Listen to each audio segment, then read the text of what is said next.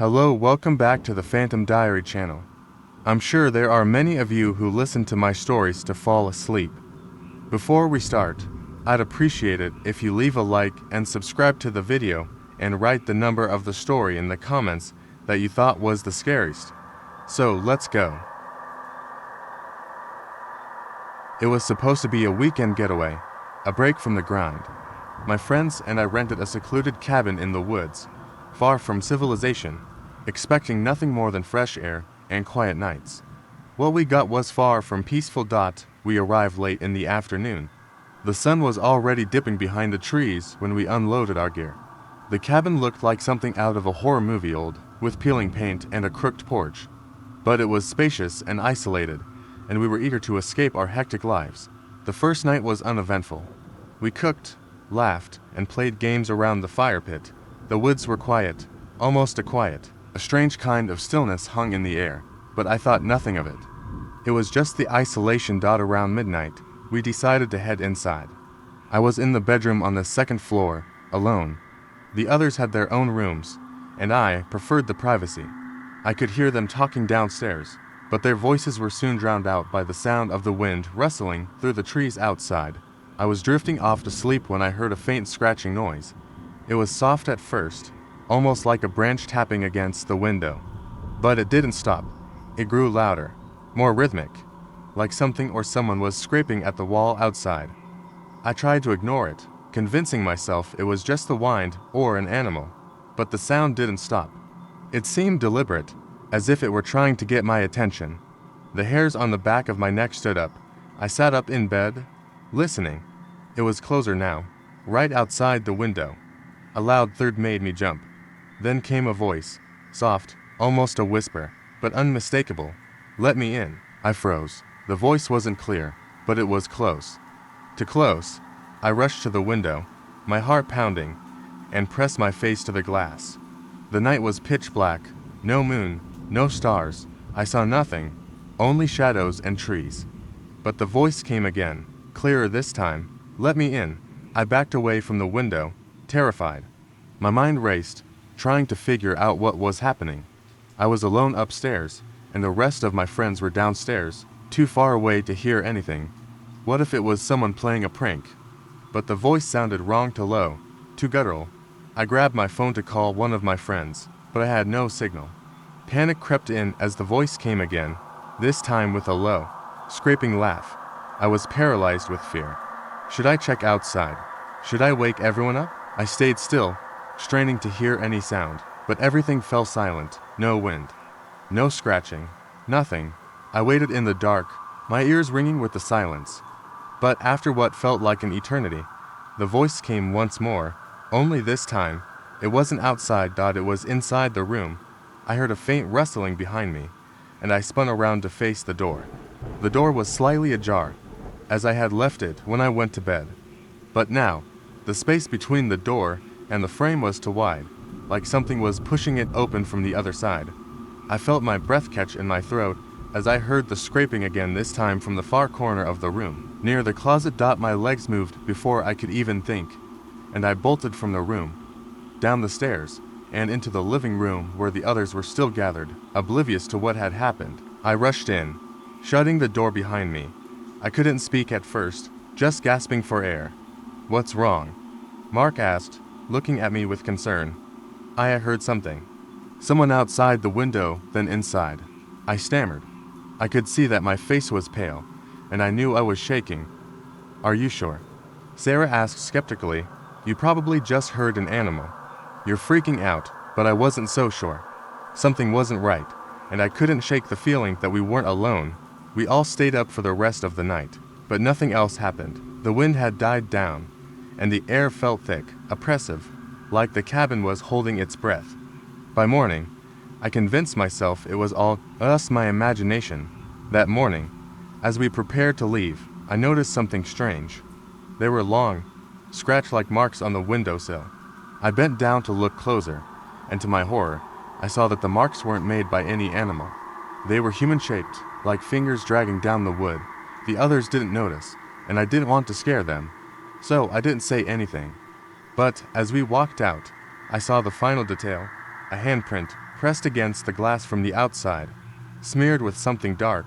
We left the cabin quickly, and I didn't look back. But to this day, I can't forget that voice, those eyes I never saw, and the feeling that something followed us out of that place. And sometimes, when the wind picks up, I swear I hear a faint whisper, calling me from the dark. We rented a cabin in the mountains, tucked away far from civilization.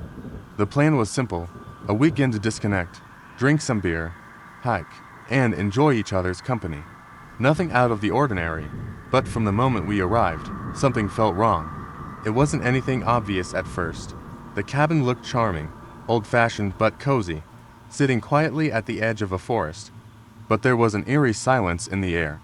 No birds, no animals, just the hum of the wind and the crunch of leaves beneath our boots as we unloaded the car. The first night was fine. We drank, joked, and set up a campfire. The woods were dark around us, but we didn't think much of it. By midnight, everyone had retreated to their rooms, and I found myself lying in bed, staring at the ceiling. The wind was louder now, rattling the windows. I rolled over, trying to ignore the noise. That's when I heard it, a soft, distinct knock. It wasn't coming from the door, it was coming from the window. Tap, tap, tap. I froze, unsure if I'd imagined it. I lay still, listening for more. It came again. Tap, tap, tap. My heart raced, and I tried to convince myself it was just a branch tapping against the glass. But then came another noise, more unsettling, a slow dragging sound, as if something heavy was being pulled across the ground outside. I shot up, my breath shallow. The knocking had stopped, but the dragging sound continued, moving around the cabin, as though something or someone was circling us. I didn't know what to do. My phone had no signal, and I was too scared to go outside to check. I lay there, paralyzed, listening to the sound grow louder, closer. It was almost like it was testing the perimeter of the cabin, making its way around to each window. Then, everything stopped. The cabin went completely silent, and for a few minutes, I convinced myself it had been my imagination. I drifted off to sleep, exhausted from the fear. The next morning, I didn't mention the sounds to my friends. We went hiking, trying to shake off the unsettling feeling from the night before. But the woods had an oppressive atmosphere, and I couldn't stop looking over my shoulder. We made our way to a clearing, the sun barely breaking through the thick canopy above us.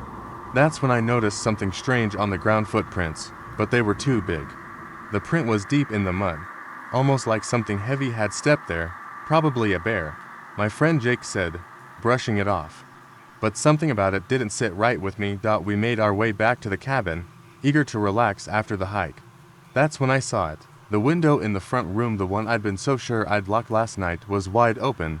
I walked inside, my pulse quickening. We hadn't opened that window, and I definitely hadn't left it unlocked. I checked the others, but they were all fine. My heart raced as I walked into the living room. The furniture was in its usual place, but the air felt wrong.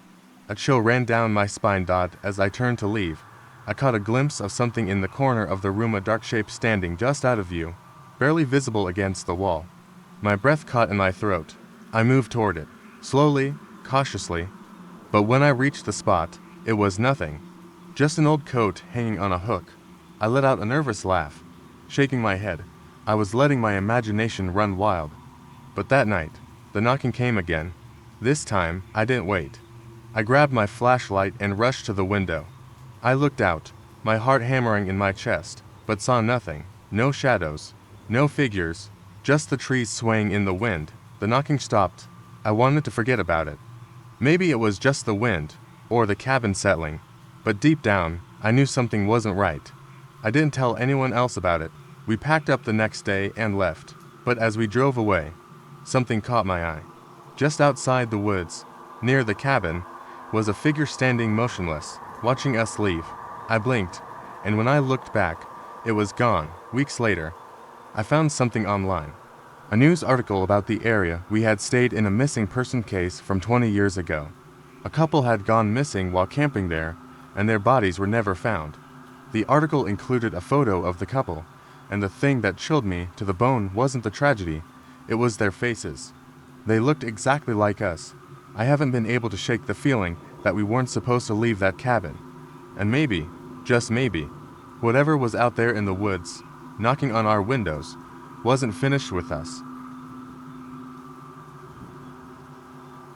The weekend getaway was supposed to be a break from the city, a chance to relax in a secluded cabin. My friends and I rented a small place deep in the woods, miles from the nearest town. It was the perfect setting, remote, quiet, and peaceful.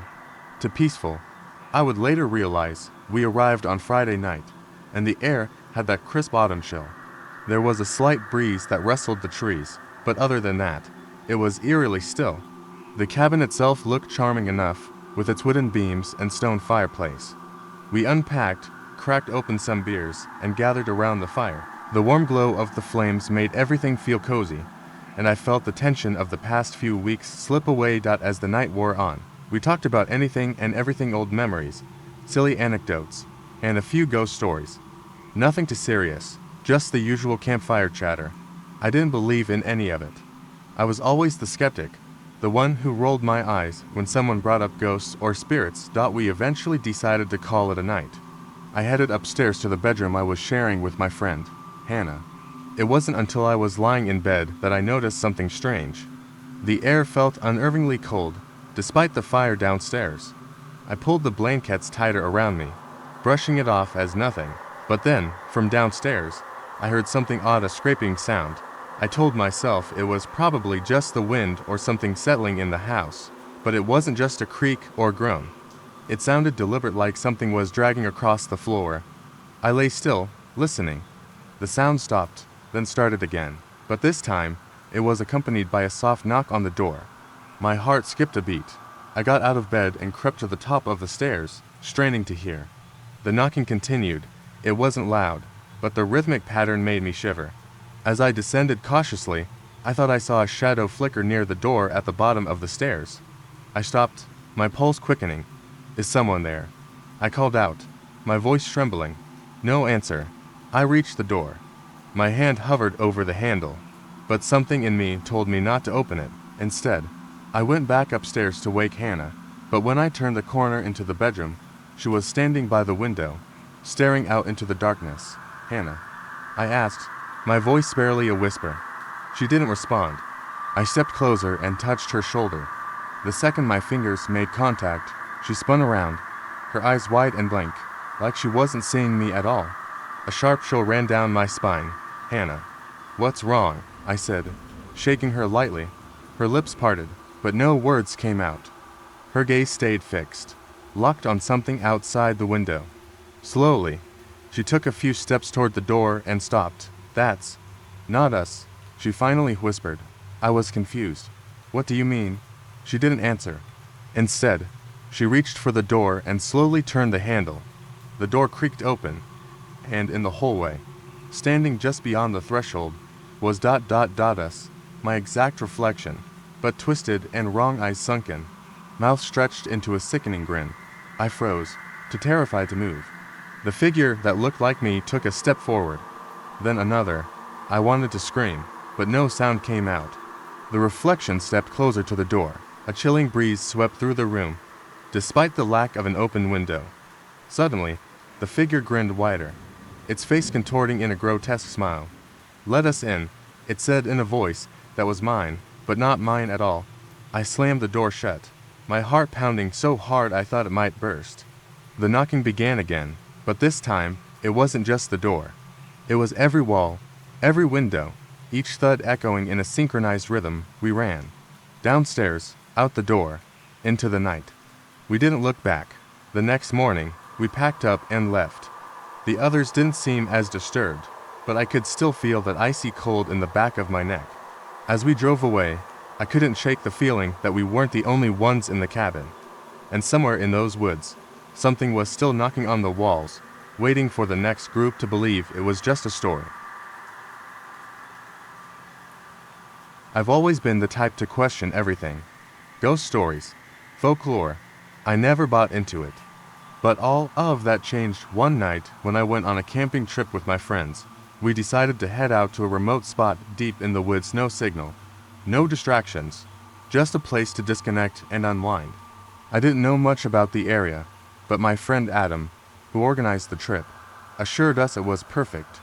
Isolated, quiet, peaceful, he'd said. It sounded great. We arrived late, just as the sun was dipping behind the trees, and quickly set up our tents by a small clearing. The air was crisp, and there was an eerie stillness that blanketed the woods.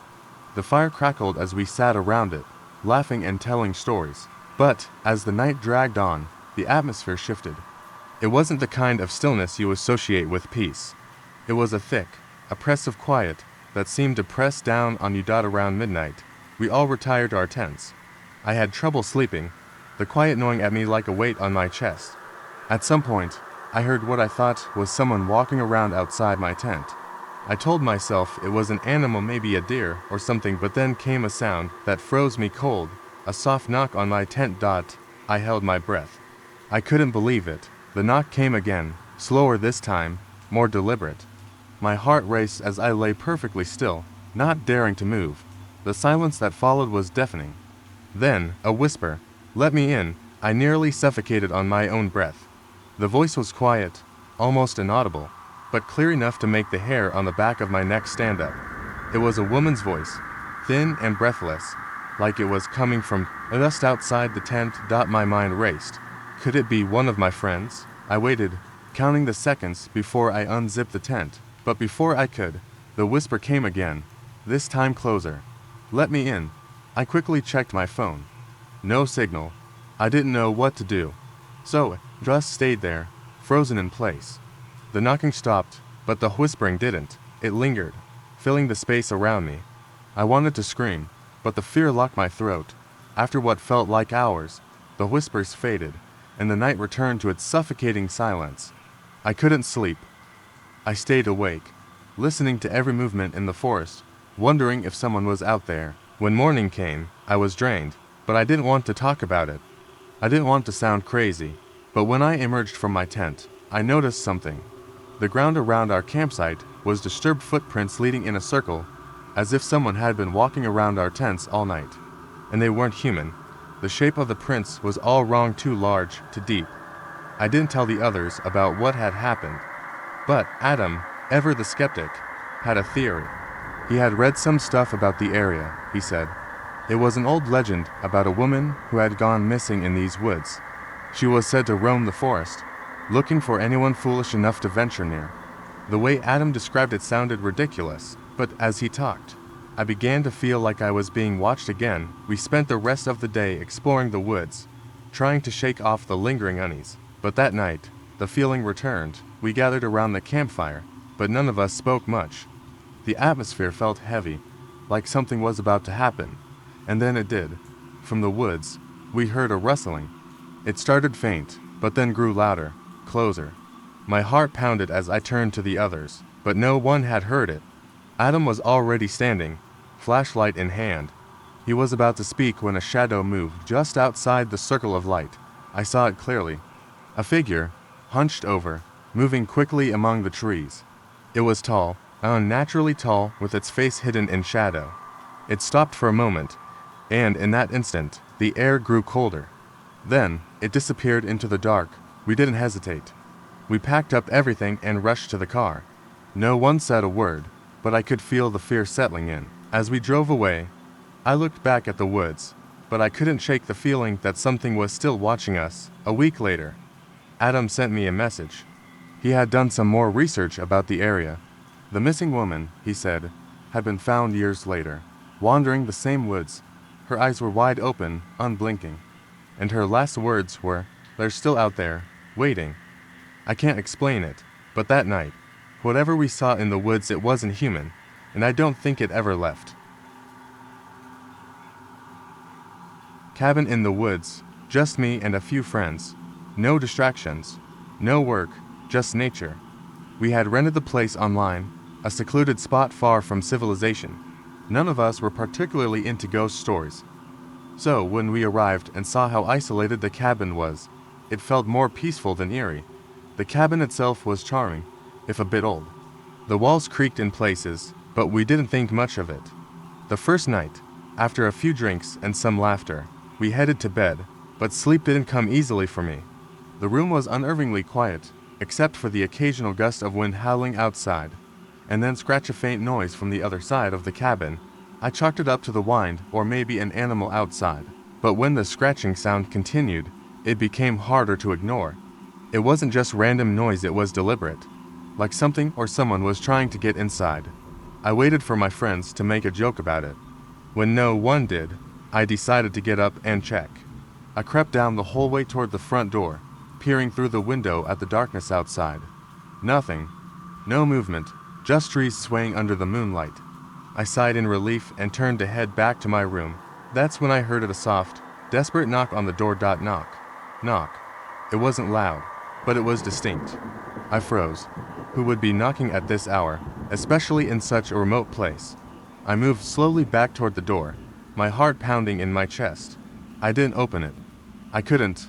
I stood there, straining my ears for any sounds. There was nothing, no footsteps, no voices, just silence. I finally returned to my room, trying to ignore the nagging feeling in the pit of my stomach.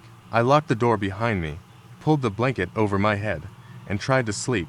The next morning, I mentioned it to my friends, hoping they would laugh it off. But no one did. Instead, Sarah, one of the girls with us, said she heard something too. She described the same scratching sound I'd heard, but from the window. She had thought it was an animal at first, but the knocking she couldn't explain. We spent the day hiking through the woods, trying to clear our heads. It felt like the cabin was miles away from any other human being. Still, I couldn't shake the feeling that we weren't alone, that something was watching us. That night, after dinner, we were all sitting around the fireplace, and the conversation turned toward local legends. Apparently, the area was known for being haunted, or so the locals claimed.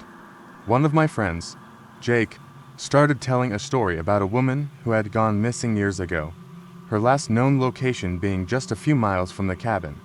He described how people said they could hear her crying at night. I laughed it off. Ghost stories didn't scare me. Later that night, when we were all in our rooms, I heard the sound again, the unmistakable scratch on the wood. And then, once again, the knock. But this time, it wasn't on the door. It was on my window. I rushed to the window and pulled the curtain back, heart racing. Nothing, but the feeling of being watched was overwhelming. I closed the curtains quickly, then heard it again. A whisper, faint but clear. Let me in. I wanted to scream, but I couldn't. My body was frozen in place. I glanced toward the door. Still locked. My room felt suffocating. The knock came again. Bang.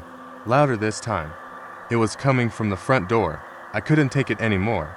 I ran out of my room, down the hall to the living room, and yanked open the door. Nothing. No one was outside. Just the pitch-black darkness of the woods. My breath was coming in sharp gasps as I stood there, staring out into the void. I closed the door, leaning against it, trying to calm myself. And then, in the faint light of the hallway, I saw something that made my blood run cold. The doorknob was wet. A trail of dark smudges marked the wooden floor, leading from the door to the window of the living room. I followed the trail, every step feeling like it was pulling me into some kind of nightmare. I reached the window. There, smeared against the glass, was a handprint, and it wasn't small. It was large, too large for a person. I backed away in terror, stumbling toward the door. But when I looked out into the woods again, I saw something. A figure, standing in the distance, just outside the boundary of the trees. It was watching us. It was always watching. I slammed the door shut and rushed to wake the others. But when I turned to tell them, they were all standing in the hallway, staring at me in silence. Their faces were pale, eyes wide with fear. It wasn't until I looked down that I realized the handprint wasn't on the window. It was on the back of my hand, and it was still wet. We packed up and left at once, leaving the cabin behind. But every time I close my eyes, I still see that figure in the distance. And the worst part, I know it followed us. We never should have left. I never thought much about haunted houses or strange occurrences. I was always the one to brush off stories, but everything changed during a trip with some friends a few years ago. We decided to rent a secluded cabin for the weekend, far away from any city lights or distractions. It seemed like the perfect escape, peaceful, quiet, surrounded by trees. The first night was fine. We settled in, made dinner, and started telling ghost stories by the fire. I wasn't scared until we heard something strange around midnight. After we'd all gone to bed, I woke up to the sound of something tapping on my window. It was a rhythmic, slow tapping, like someone knocking. I told myself it was just the wind or a branch brushing against the glass. But then it happened again, a little louder this time. I felt a chill run down my spine. I got up to check, but when I looked out the window, there was nothing there, just darkness and the rustling of trees. I tried to shake it off, but I couldn't sleep. I kept hearing it, tapping, soft and persistent. Then, a voice, a faint whisper. It said my name, Sarah. I jumped out of bed, my heart racing. I looked around the room, but it was empty, still. The whispering stopped as soon as I looked out the window, but I felt something watching me. I couldn't explain it, but the air felt thick, charged with something I couldn't understand.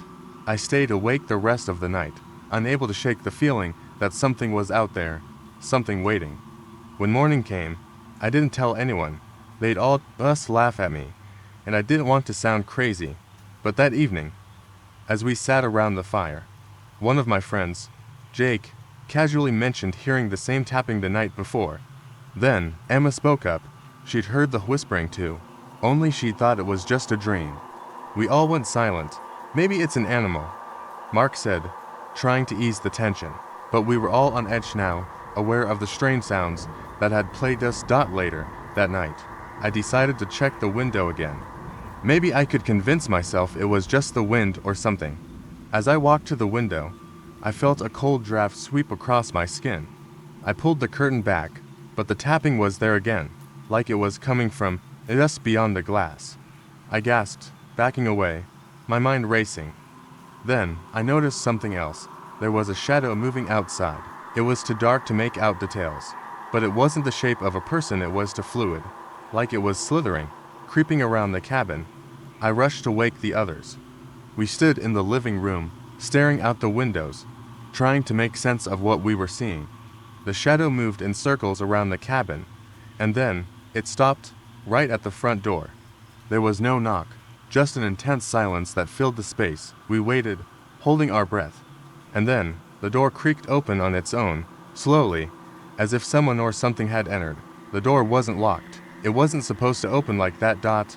We rushed to the door. And as we stepped outside, we saw what had been circling the cabin. Footprints. Large, uneven prints, leading toward the woods. Something had been out there, watching us, moving around the cabin. But what terrified me most wasn't the footprints, it was the set of prints that led right back to the door.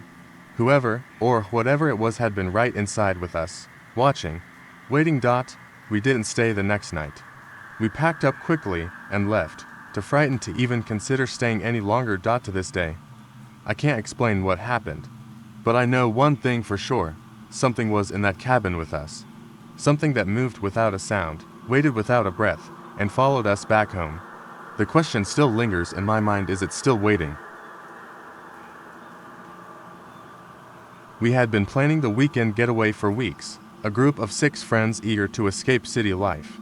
The cabin was located in a secluded forest, far from any distractions. When we arrived, the air was fresh, crisp, and smelled faintly of pine. We quickly settled in, enjoying the isolation and the silence of the surrounding woods. That first night, we stayed up late by the fire, drinking and chatting. It was peaceful, and none of us noticed anything strange. But around 3 a.m., I woke up suddenly. It wasn't a loud sound that disturbed me, just a low, almost imperceptible scraping noise. It was coming from outside my bedroom window. At first, I thought it might be a branch rubbing against the glass, but as I listened, it didn't sound like wind or nature. It sounded deliberate, like something or someone was dragging something heavy across the ground. I sat up in bed, heart racing, trying to convince myself it was nothing. I turned on the lamp and got out of bed, the floorboards creaking under my feet. I stood by the window for a few moments, peering into the darkness, but saw nothing, just the dim outline of trees swaying in the wind. The noise had stopped. Relieved, I climbed back into bed, trying to calm my nerves, but sleep wouldn't come. My mind kept drifting back to the strange scraping sound. It wasn't until I heard a knock, soft at first, that I sat bolt upright, frozen, I crept to the door and opened it, scanning the hallway. Empty, quiet, everyone was still asleep. The knocking came again, louder this time, and it wasn't from the door, it was from downstairs, near the front door. A sudden chill swept over me. I couldn't explain why, but the atmosphere felt different, heavy, as though something was watching me. I debated waking everyone up, but I was terrified of what I might find if I did. So, I did nothing, just stood there in the hallway, listening. The knocking persisted, and the sound of dragging seemed to follow. I could hear it moving across the floorboards beneath me, slowly, with purpose. I don't know how much time passed before I finally gathered the courage to tiptoe downstairs. The house was dark, the only light coming from the dim glow of the moon through the windows. My breath quickened as I approached the living room. When I turned the corner, I froze. The front door was wide open. I stood there, paralyzed, staring at the empty doorway, unable to move. The cold air rushed in from outside, making the hairs on my neck stand up. It was too dark to see what was out there, but I felt something was out there. I rushed back up the stairs, woke everyone up, and told them what had happened.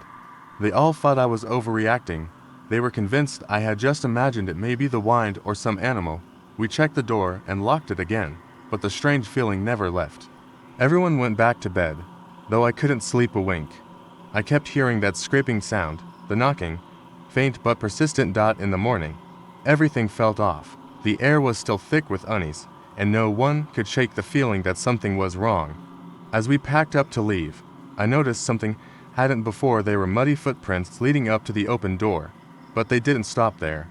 They continued, spreading throughout the entire cabin, but they weren't human. They were too big. I wanted to say something, but I didn't. Everyone was eager to leave, and I didn't want to freak anyone out. We left the cabin without a second glance, but the unease stayed with me. It wasn't until I got home that I noticed the worst part. When I looked in the mirror, I saw something on my neck, small, dark marks, almost like scratches, forming a circle. It looked as though something had been trying to grab me, but I hadn't felt it. I never told anyone about that. But now, months later, I can't shake the feeling that whatever was in that cabin never really left. Every night, I hear the scraping sound again, just outside my window.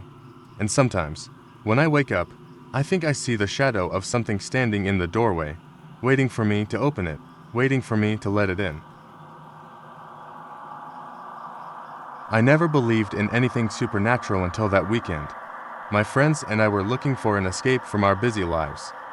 So, we rented a cabin far off the beaten path, deep in the woods. It was an old, weathered place, but it seemed cozy enough. I didn't think much of it at first, but looking back, everything about that trip should have sent red flags. The first night was calm. We built a fire, drank, and laughed about old memories. We went to bed around midnight, and that's when the strange sounds began. At first, it was subtle, like a faint scratching on the windows. I assumed it was just branches blowing in the wind, but then it started getting louder. The scraping, almost rhythmic, went on for hours, and no matter how much I tried to ignore it, I couldn't shake the feeling that something was outside. Something was waiting. By 3 a.m., the sounds became more distinct, a soft thud, then another. I got up to check, but when I peeked outside, the woods were eerily still. No wind, no rustling leaves. I shrugged it off and went back to bed, but I couldn't sleep. The air was too thick, too oppressive. Suddenly, I heard it. A tap, a soft, deliberate knock on my window. My heart leapt into my throat. I slowly crept to the window, but I couldn't see anything. No movement, no figure, just the darkness outside. I pulled away from the window, but the knocking came again, louder this time, like something was trying to get my attention. The hair on the back of my neck stood up. I stayed frozen in place, unable to move. Then came a voice, soft but clear, from just beyond the glass. "Let me in." I froze. It wasn't one of my friends. It was a whisper, low and raspy. It repeated, "Let me in." I didn't know what to do. I couldn't just open the window. I backed away slowly, my breath shaky, and tried to wake my friends. But when I went into the next room, they were all sound asleep, oblivious to the growing tension in the air. I couldn't sleep at all that night. The tapping continued, now moving from window to window, as though something was circling the cabin. I could hear footsteps on the porch, light but deliberate, stopping only to knock again. Each knock felt like a hammer against my chest. Something or someone was out there. When morning came, I didn't tell anyone about the night's events. I didn't want to sound crazy. But when we all gathered in the living room for breakfast, one of my friends, Emily, spoke up. "I heard something last night," she said, her voice shaky. I thought I was imagining it, but I swear I heard knocking. It sounded like it was coming from my window. The others shared similar experiences, tapping, pacing outside, and even a voice. I felt a chill run down my spine. It wasn't just me. It wasn't just the wind or animals. Something had been outside, watching us. We decided to check the area around the cabin to calm our nerves. We walked around the perimeter, our footsteps crunching on the dry leaves. When we reached the back of the cabin, I noticed something strange. Fresh footprints in the dirt, leading toward the woods. They were large, deeper than any human footprints, and they circled the cabin in a way that made my stomach turn. They didn't look natural. "We need to leave," I said. My voice cracked. None of us felt safe anymore. We packed up quickly, eager to leave the woods behind. But just as we were about to drive off, I glanced back at the cabin. Standing in the doorway, illuminated by the dying light of the day, was a figure, a shadow, tall, unmoving, just standing there, watching us. I gasped, but when I blinked, it was gone. The doorway was empty. My friends didn't see it, but I knew what I had seen. We drove off in silence, not looking back. But the unease stayed with me. It wasn't until later, back at home, that I did some research. I found a local article from decades ago about a woman who had lived alone in a cabin in the woods. She had vanished without a trace. The article mentioned the same strange sound, scratching, tapping, and a whispering voice reported by several people who had stayed in the area. And at the end of the article, in small print, was a chilling note. "If you hear the tapping at your door, don't answer. She's still out there, waiting." I haven't returned to those woods since. But sometimes, when the wind is just right, I swear I hear a tap on my window, a voice calling me to let it in, and I don't know if I ever will. It was supposed to be a simple weekend getaway, a break from the chaos of life. My friends and I rented an old cabin in the woods, remote, quiet, peaceful, or so we thought. We arrived just before sunset, the air thick with the smell of pine. The cabin was small but charming, nestled between towering trees, the kind of place you see in postcards. The first night, we gathered around the fireplace, chatting about everything and nothing, enjoying the crackling of the fire. The wind outside was gentle, almost soothing, and we settled in for a comfortable night. But as the evening wore on, something strange started happening. It was subtle at first, just a chill in the air that crept in even though the fire was blazing. Then there was the sound, a soft, scraping noise from somewhere deep in the house. It was faint at first, like nails on wood. I ignored it, attributing it to the old house settling. Then, the knock came. It was a soft tap on the door, almost imperceptible. At first, I thought it was just my imagination, but then it came again, louder this time. Tap, tap, tap. Everyone stopped talking. We all glanced at the door, confused. The knocking continued for several seconds before stopping abruptly. I froze. It wasn't the wind. It wasn't an animal. We were miles away from any neighbors. There was no way anyone could have wandered up here without us hearing them. We all got up and checked the door, half expecting someone to be standing there, but there was nothing, no one. Just the dark, empty woods. We laughed it off, assuming it was some odd sound from the house itself. But as the night wore on, things started to feel off. The temperature dropped, the wind picked up, but it wasn't the usual gusts of wind. It was unnaturally consistent, like something was pushing against the house. I couldn't shake the feeling that we weren't alone. Around 3 a.m., I woke up to a loud bang. It echoed through the cabin like someone had slammed a door somewhere. I immediately sat up, heart racing, and listened. The wind had stopped. Everything was eerily silent. Then, the same scraping sound started again, this time from just outside my room. I got up slowly, my feet heavy on the floorboards, trying not to make a sound. I peeked out through the small crack in my door. Nothing, just the dark hallway stretching out in front of me. But then, I saw movement in the corner of my eye. A figure, standing still at the far end of the hall, half hidden in shadow. It was tall. The figure didn't move, but I could feel its presence like a weight pressing on my chest. I couldn't breathe. I stepped back into my room, my pulse pounding in my ears. I wanted to scream, to run, but my body wouldn't move. I pulled the blankets over my head, trying to shut out the fear. The next morning, the others didn't seem as rattled. We all pretended like nothing happened, but I couldn't shake the feeling that something was wrong. Something had been watching us. Later, that afternoon, we decided to take a hike to clear our heads. We walked through the woods, the trees whispering above us in the wind.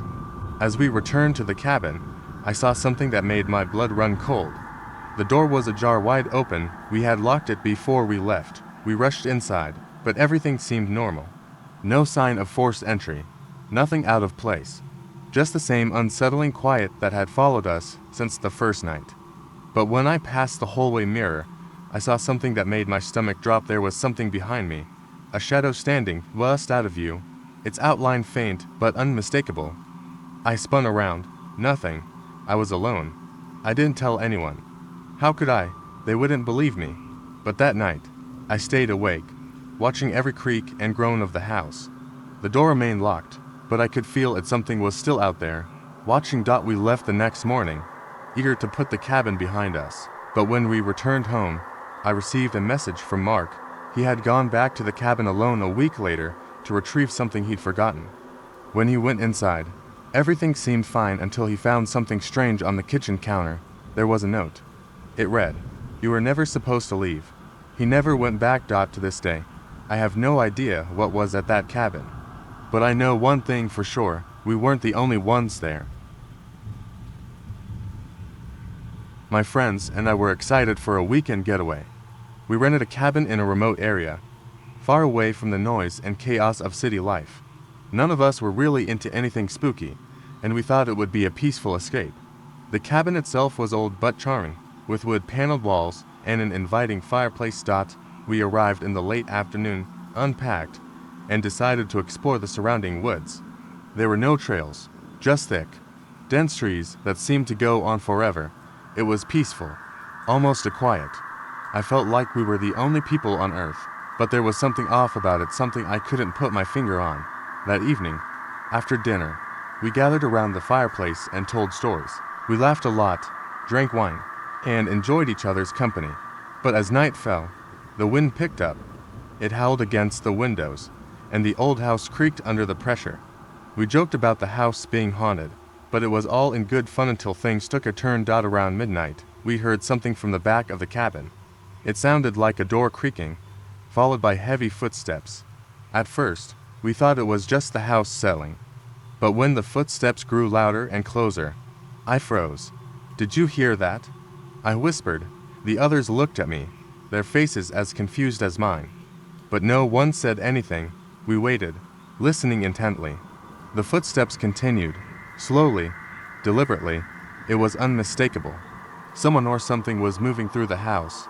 I stood up, my heart hammering in my chest. "Who's messing around?" I asked, trying to sound brave. No answer. I glanced around at my friends, but they looked just as scared as I felt. We all gathered near the hallway, straining to hear. The sound of footsteps was so close now that I could almost feel them vibrating through the floorboards. One of my friends, Ryan, slowly crept toward the hallway. He mustered the courage to call out, "Hello. Who's there?" No response. The silence after that was deafening. Then, suddenly, the floorboards creaked loudly from the other side of the room, followed by a sharp knock on the wall. We all jumped. "Okay, that's it. Let's get out of here," said Sarah, her voice shaky. But we couldn't leave. The wind had picked up so strongly outside that the front door was now jammed shut. The knocking from the other side of the room persisted, growing louder. Like someone was trying to get in. We huddled together in the living room, terrified. We thought about calling the police, but none of us had a signal on our phones. The atmosphere was thick with dread. Then, the lights flickered, and the knocking stopped. A cold breeze swept through the room, though the windows were shut tight. I looked toward the front door. It was slightly ajar. I swear it hadn't been when we had last checked. We moved as a group, cautiously toward the door. Ryan tried to close it, but the handle wouldn't turn. He pulled harder. Then, suddenly, the door slammed shut with a violent bang. We screamed, and then, the voice came soft at first, but growing louder. "Let me in," it whispered. We all froze. The voice wasn't coming from outside the door, though. It was coming from inside the cabin. The voice seemed to echo through the walls, reverberating all around us. I was about to turn and run when I noticed something strange. The air near the fireplace seemed to shimmer. At first, I thought it was the heat from the flames, but then I saw an outline, like a figure standing in the doorway. I blinked, and it was gone. "Did anyone else see that?" I asked, barely above a whisper. Everyone nodded, their faces pale and wide-eyed. We had to leave. But how? I ran toward the back door, desperate to find a way out, but as soon as I opened it, I saw something that made my blood run cold. A dark figure was standing in the yard, just beyond the threshold, watching us. I slammed the door shut and turned to my friends. We were trapped, and that's when the whispering started again, louder, clearer. "Let me in." It was the same voice as before, but now it sounded closer, as if it was right behind me. We all bolted for the front door, desperate to escape. When we opened it, the wind howled, and we ran out into the woods without looking back. We made it to our car, heartbeats racing. As we drove away, I glanced at the rearview mirror. For a split second, I thought I saw someone standing at the edge of the woods, just watching us leave. I'll never forget that feeling of being watched. We made it out, but that place wasn't empty. Something had been there with us the entire time. Something that was still waiting for us to return, and I don't think it will ever stop. I never thought camping in the wilderness would be anything but peaceful. My friends and I had planned it for months, picking a remote spot deep in the woods far from the noise of civilization. We were seasoned campers, ready to embrace the quiet solitude of nature. Or so we thought. We arrived late in the afternoon and set up camp, a small fire crackling as dusk began to settle. The forest around us seemed alive, every rustling leaf and snapping twig hinting at something just out of sight. But we laughed it off, sitting around the fire, sharing stories, and roasting marshmallows. By the time the fire was dying down and the shadows grew long, the full moon cast an eerie glow on the trees. It was then that I first felt a faint unease, something creeping at the back of my mind, but I shrugged it away. We were safe. We were all together. As the night grew colder, I noticed how unusually quiet the forest had become. No crickets, no owls, no distant calls of animals. It was as if the entire world had frozen. I glanced around at my friends, each of them staring into the fire, their faces lit with an orange glow. Suddenly, a snap of a twig broke the silence. Sharp and sudden, we all froze. It was too distinct, too deliberate to be an animal. I stood up slowly, trying to peer into the darkness beyond our camp. Nothing, just trees, swaying lightly in the wind. I told myself it was nothing, but I couldn't shake the feeling that we were being watched. Trying to shake off the paranoia, I went to fetch more wood from the pile we had gathered earlier. As I turned my back to the fire, I heard a soft rustling sound behind me. I spun around, my heart racing. The fire crackled, and for a brief moment, the world was bathed in light, but there was no one there.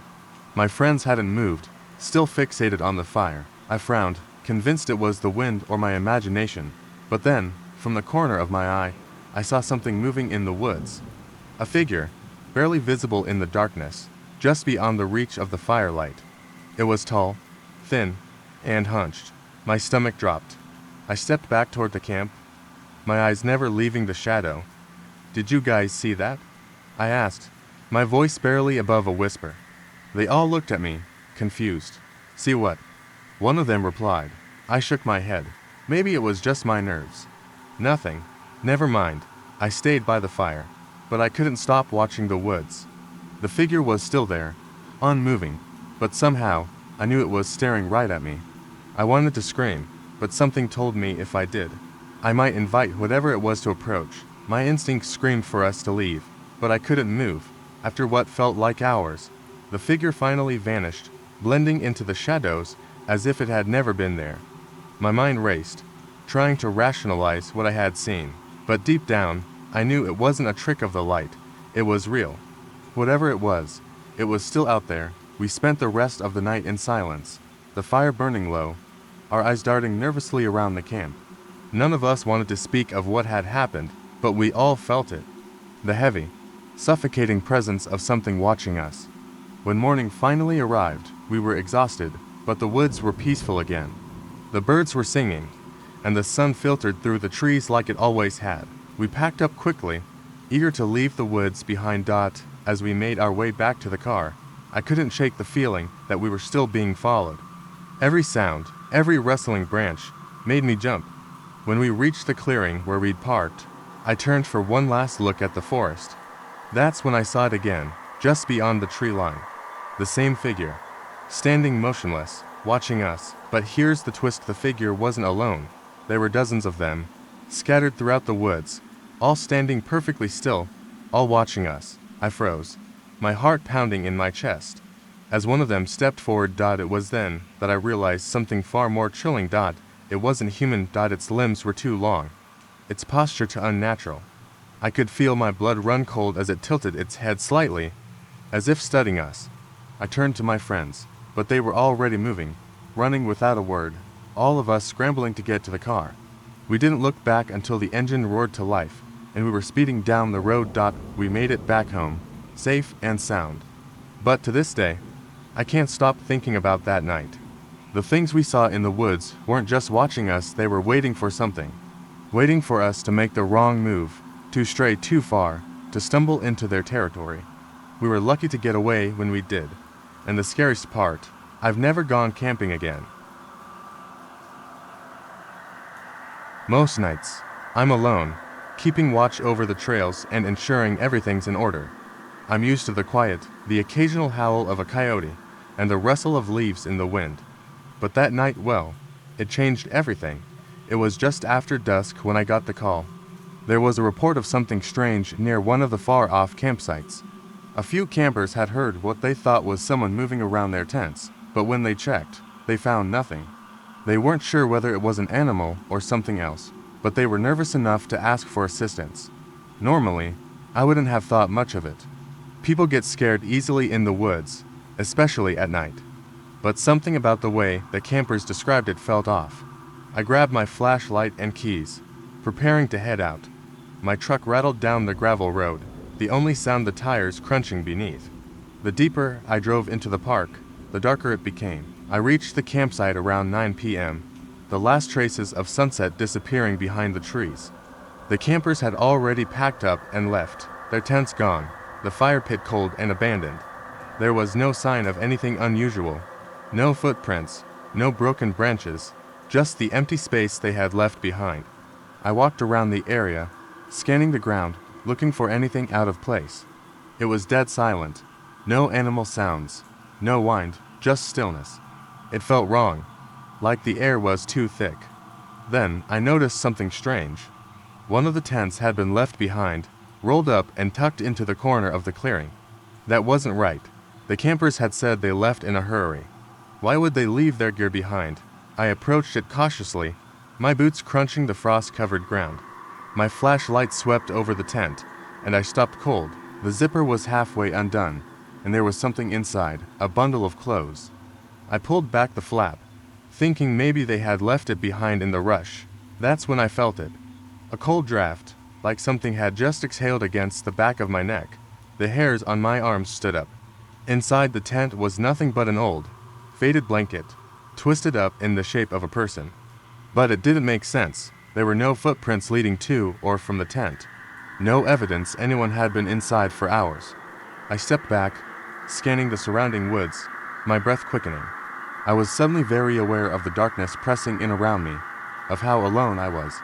That's when I heard it, an unmistakable sound. The crunch of footsteps in the underbrush, faint but distinct. It was coming from behind me. I turned around fast, shining my flashlight toward the sound. There was nothing, only shadows and trees. I forced myself to stay calm, telling myself it was an animal, probably a deer, but the footsteps kept coming. I could hear them moving toward me, slow, deliberate. I could almost feel them, the way the air shifted, the brush being disturbed. Then, without warning, the footsteps stopped. My heart was hammering in my chest. I tried to steady my breath, but my legs were shaking. I couldn't move. I couldn't take my eyes off the trees, waiting for something to emerge.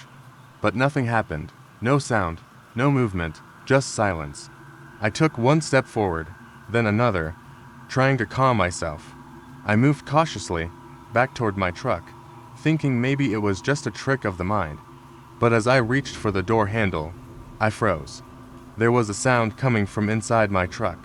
A faint scratching, like nails dragging along metal. I slowly turned to face the vehicle, my flashlight shaking in my hand. The sound grew louder, more frantic. I knew I couldn't go back inside the truck, not with whatever that was. I backed away, keeping my eyes on the vehicle, and that's when I noticed it, a figure standing at the edge of the trees. It was tall, unnaturally so, its limbs long and spindly, its body unnervingly still. I couldn't make out any features, but I felt its presence, like it was waiting for me to do something. I knew I had to get out of there. My legs were barely holding me up as I ran back to my truck, getting in as fast as I could. But the moment I slammed the door, the scratching stopped. The silence returned, but it wasn't comforting. It was suffocating. I sat in the truck for a few minutes, trying to process what had just happened. But it wasn't until I started the engine and looked out the windshield that my stomach dropped. The figure was standing in front of my truck now, its face inches from the glass. I couldn't see its eyes, but I felt them pressing into me, cold and empty. Then it smiled, a wide, unsettling grin, stretching impossibly far across its face. And then, just as quickly as it had appeared, it vanished into the woods, disappearing into the night. I didn't stay to see what happened next. I left the park that night and never returned alone after dark. To this day, I still don't know what I saw. I've never been one to believe in things that go bump in the night. Ghost stories, strange noises, and eerie happenings. They've always been things I laughed off, shrugged at, or chalked up to the wind or some animal rustling around in the trees. That changed the weekend, my friends, and I decided to camp in a secluded area deep in the woods. It was early autumn, the air crisp with that first bite of cold. We picked the spot because it was far from the usual trails, tucked between two ridges where the trees grew so thick that sunlight barely made it to the forest floor. Perfect for a weekend away, or so we thought. The first night was peaceful enough. We set up our tents, got a fire going, and spent hours talking and laughing. The fire crackled, sending sparks into the air as the evening shadows grew longer. The deeper we ventured into the woods, the more remote it felt. And though we joked about how alone we were, there was an odd feeling of unease that hung in the air. We brushed it off, of course, the typical chatter of, "It's just the woods, and nothing's out here." But as we lay in our tents that night, I couldn't shake the feeling that something was wrong. The sounds of the forest seemed amplified in the stillness. Every snap of a twig, every rustle of leaves felt too deliberate, too close. I tried to ignore it, but my heart raced with each strange noise. I must have dozed off eventually, though I kept waking in the dark, listening, waiting for the next sound. Around 3 a.m., I was jolted awake by the unmistakable sound of footsteps, heavy and deliberate, crunching the dry leaves outside my tent. My breath caught in my throat. I froze, heart pounding in my chest. I wasn't sure if the others were awake, but I could hear a faint rustling in their tents, as if they'd heard it too. The footsteps circled my tent, pausing for what felt like minutes at a time. I reached for my flashlight, my hands trembling, but before I could move, a voice rang out from the darkness. "Get out here." It was faint, but clear. A low, gravelly voice that sounded almost like it was coming from under the ground. I gripped the flashlight harder, my pulse pounding in my ears. We had come far into the woods, far enough that no one should be out there. At this hour. Not near us. I waited for a response from my friends. But the camp was unnervingly quiet. The footsteps resumed, but now they sounded closer, much too close. I felt my skin crawl as they circled the tent again, stopping directly at the entrance. I couldn't stay there any longer. I unzipped the flap of the tent, and for a split second, I saw something, a dark shape, hunched low, standing in the distance just beyond the circle of firelight. It was tall, but unnaturally so, with limbs that seemed to stretch out from its body in odd angles.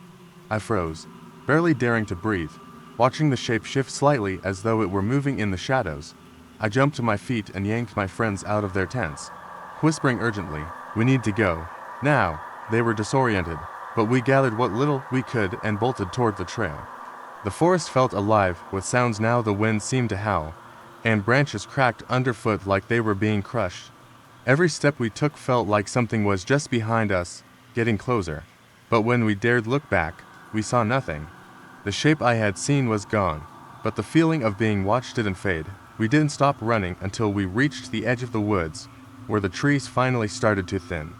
We made it to the clearing, gasping for air, hearts racing in the moonlight. But, as we caught our breath and tried to calm down, we noticed something strange. There were footprints in the dirt, fresh ones leading toward our campsite from the very spot where the strange footsteps had been earlier. They weren't animal tracks, but human, barefoot, and they were deep, like someone had been standing there for hours. But here's the thing that made my stomach drop. When we checked our tents, everything was exactly as we had left it. Nothing was disturbed. Our gear, our bags, even the food we had left out was untouched. It was as if whoever or whatever had followed us hadn't been there at all. We packed up in silence, all of us eager to get as far from that spot as possible. No one spoke a word about the strange footprints until much later. We never went back to that area, and for the first time in my life, I couldn't laugh off the idea that something was out there, something waiting. Years later, I came across an old map of the area. It was an archive map that marked the trail we had used, but what made my skin crawl was the label on the spot we had camped. It wasn't marked as a campsite or a trailhead. Instead, it was simply labeled, "Do not enter." It was as though someone knew. I'd been excited about the camping trip for weeks. The idea of leaving behind work, phones, and city noise sounded like a perfect escape. Our plan was simple: hike out to a secluded spot, set up camp, and enjoy the peace of the forest. By the time we reached the clearing we'd chosen, the sun was already setting, casting long shadows across the trees. We set up camp, lit a fire, and settled down. It was strangely quiet, with only the occasional rustle or snap of twigs in the distance. As we ate, we laughed about spooky campfire stories and joked about which one of us would freak out first. But as the night wore on, that playful mood started to fade. The fire dimmed, and the forest grew colder, darker, and heavier. Then, out of nowhere, there was a loud snap, a branch breaking. We froze, each of us straining to see past the ring of firelight.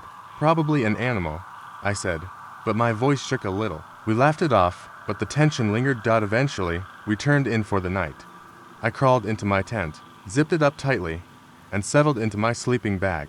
Lying there, I heard the wind whispering through the trees. It sounded hollow and strange. Then, faintly at first, but growing louder, came a scratching sound. My heart hammered. The noise was right outside my tent, slow and deliberate, like fingernails scraping across the fabric. I held my breath, listening. Then, suddenly, my tent's flap jerked. Something or someone was tugging on it from the outside, grabbing my flashlight. I forced myself to unzip the tent just enough to peek out. The beam of light cut through the darkness, but I couldn't see anything past the trees. Just empty shadows. I lay back down, breathing slowly to calm myself. Then I heard a whisper, faint and hoarse, right outside my tent. "Don't look." I froze, a cold sweat covering my skin. The whisper had been right by my ear, as if someone were inside the tent with me. My mind raced, and I tried to convince myself it was just the wind. But the whisper came again, louder this time. "Don't look."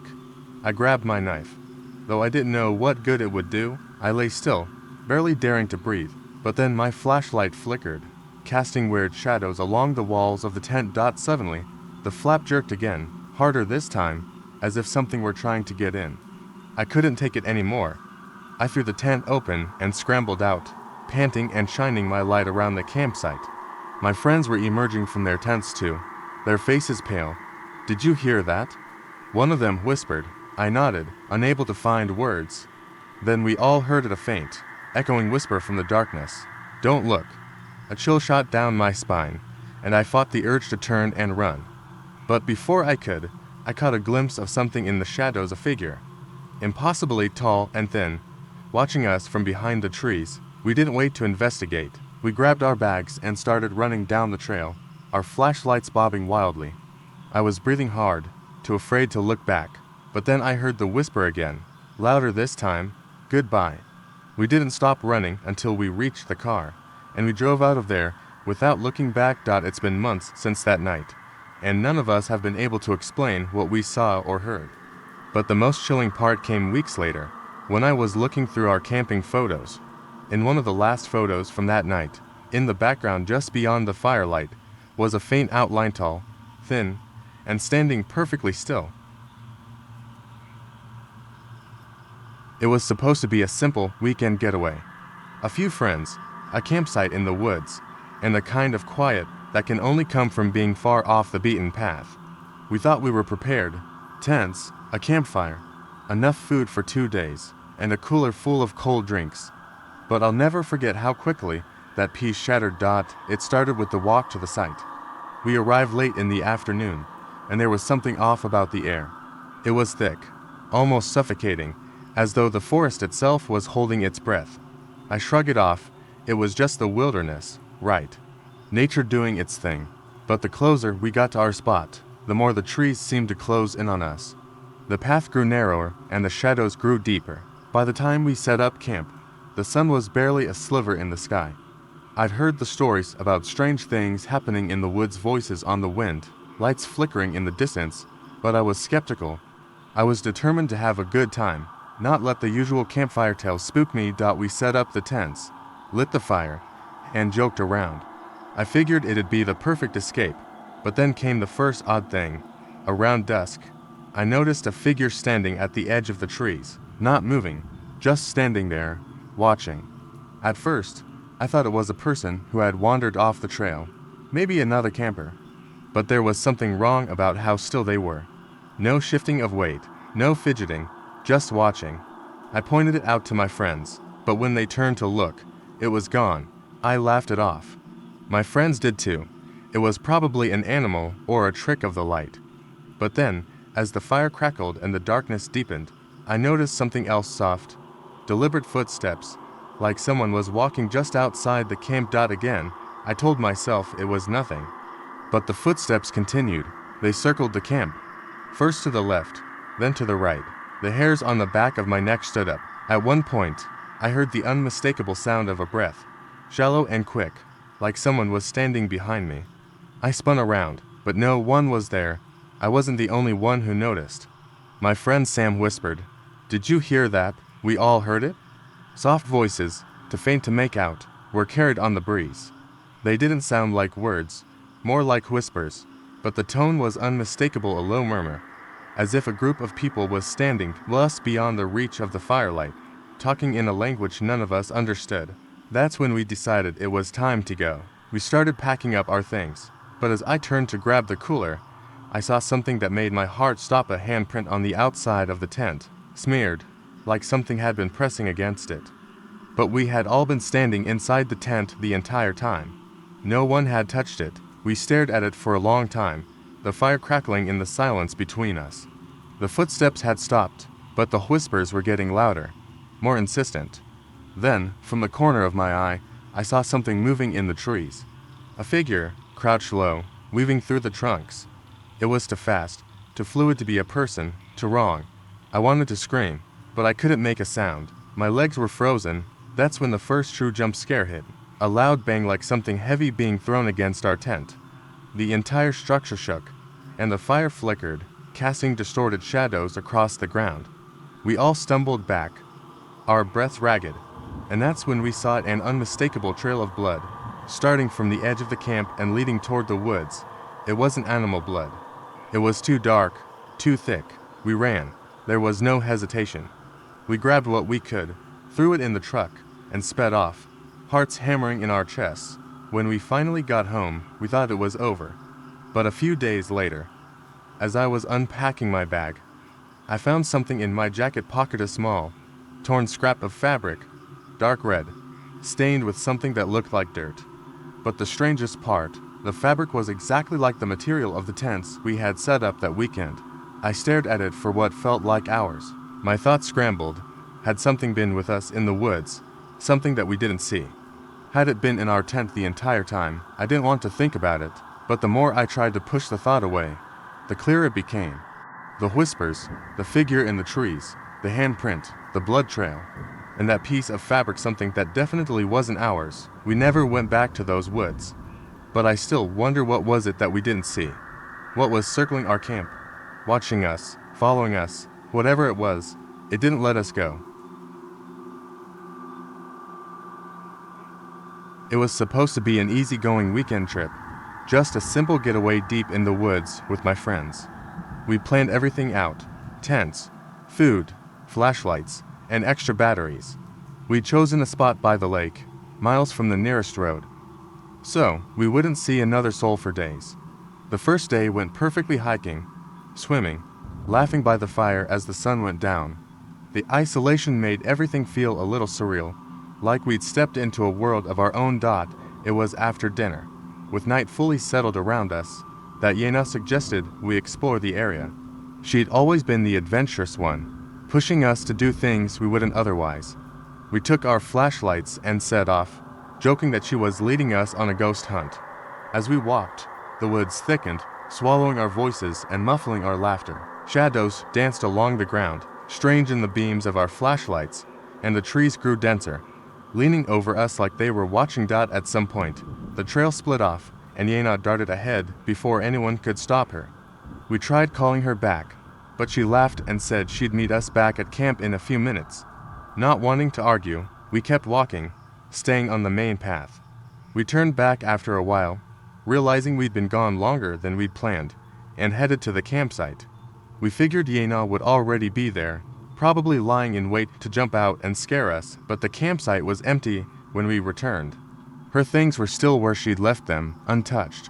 The fire was almost out, just a few embers crackling quietly, casting a faint orange glow over the tents. Panic started to creep in, and we called her name, listening to our voices echo into the dark trees. Silence answered us, thick and unnerving. The minutes ticked by, and then the hours. By now, it was close to midnight, and our nerves were stretched thin. Every sound, the rustling of leaves, the snap of a twig, made us whip around, expecting Yena to jump out, but the silence dragged on. Just as we were about to head into the woods to search for her, we saw a faint light bobbing in the trees. Relief surged through us. Yena was finally back, but as the light grew closer, something was off. The way it swayed wasn't like a flashlight, it moved fluidly, almost like it was floating. We called out to her, but there was no answer. The light kept moving closer, slow and deliberate, weaving through the trees. Then we saw it, a figure in the dark, cloaked in shadows. It wasn't Yena. The figure was too tall, its movements too stiff. Whoever it was held a lantern that flickered with an unnatural glow, a greenish light that seemed to pulse in the darkness. Chains rattled as the figure moved closer, dragging across the ground, loud and metallic. My heart pounded as we stumbled back, retreating toward the camp. But the figure kept coming, each step slow, unhurried. The light from the lantern cast strange shadows over its face. It wore a mask, pale and featureless, with hollow eyes that seemed to stare through us. I grabbed my friends, and we hid behind a nearby fallen tree, peering out as the figure entered our camp. It stopped by Gina's tent, standing still as if listening. The chains clanked softly as it reached down, running its hand over her things, pausing for a moment before moving to the next tent. My breath caught in my throat as it lifted the lantern, casting light over the empty tents, the coolers, the dying fire. Then it leaned down, scratching something into the ground with the tip of a chain, the metal scraping against the earth with a terrible sound. After what felt like hours, the figure turned, vanishing back into the trees, the light from the lantern fading with it. We stayed hidden until the first light of dawn broke through the trees. Only then did we dare to creep back to our camp, every step careful, as if that figure might suddenly reappear. On the ground, where the figure had knelt, were 3 words carved deeply into the dirt. "She's with you." Gina's belongings were gone. Her backpack, her sleeping bag, even her shoes were missing. Everything she'd brought had disappeared without a trace, leaving no sign that she'd ever been there at all. Without a word, we packed up, leaving behind whatever we couldn't carry. We didn't stop walking until we reached the car, not even looking back as we sped down the narrow, winding road away from that place. To this day, I can still hear the clanking of those chains in my nightmares. And sometimes, just when I think I've forgotten, I'll catch a faint whiff of that strange greenish light just for a second. None of us ever found out what happened to Yena, but we know one thing for certain. Whoever, or whatever, that figure was, it wasn't human.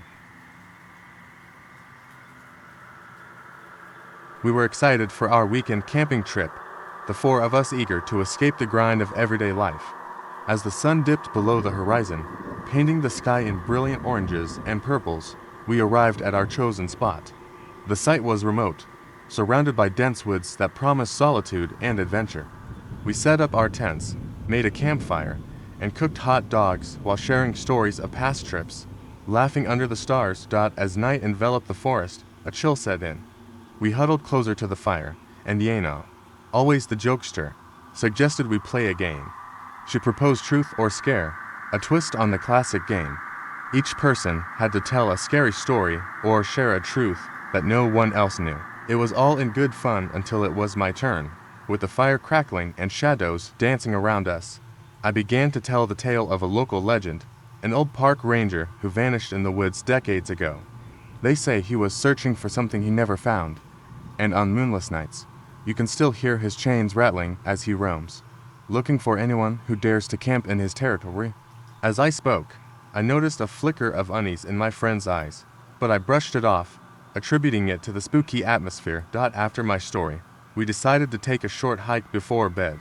The darkness pressed in around us, the trees towering like silent sentinels. We laughed nervously, trying to keep the mood light, but the deeper we ventured into the woods, the more the sounds of nature seemed to fade.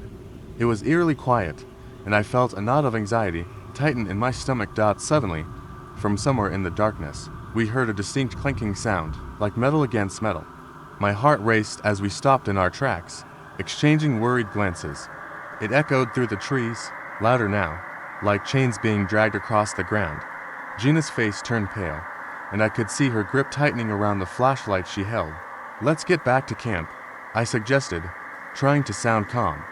We turned to retrace our steps, but the clanking grew louder, more frantic.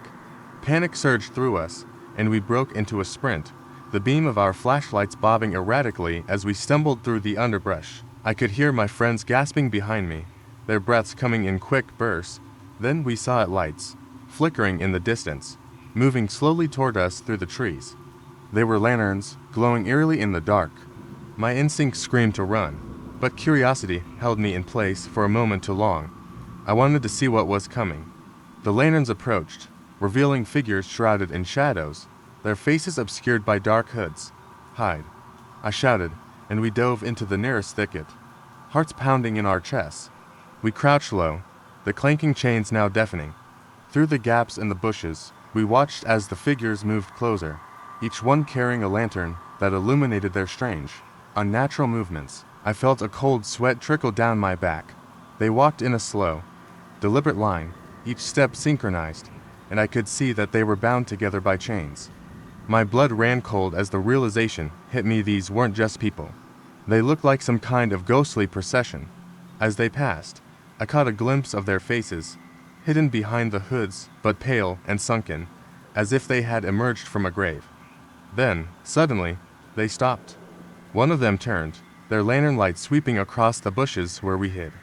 I held my breath, every muscle in my body tense. The figure tilted its head slightly, as if sensing our presence, and then continued on, the group moving as one again. We waited, terrified and breathless, until the sounds faded into the distance.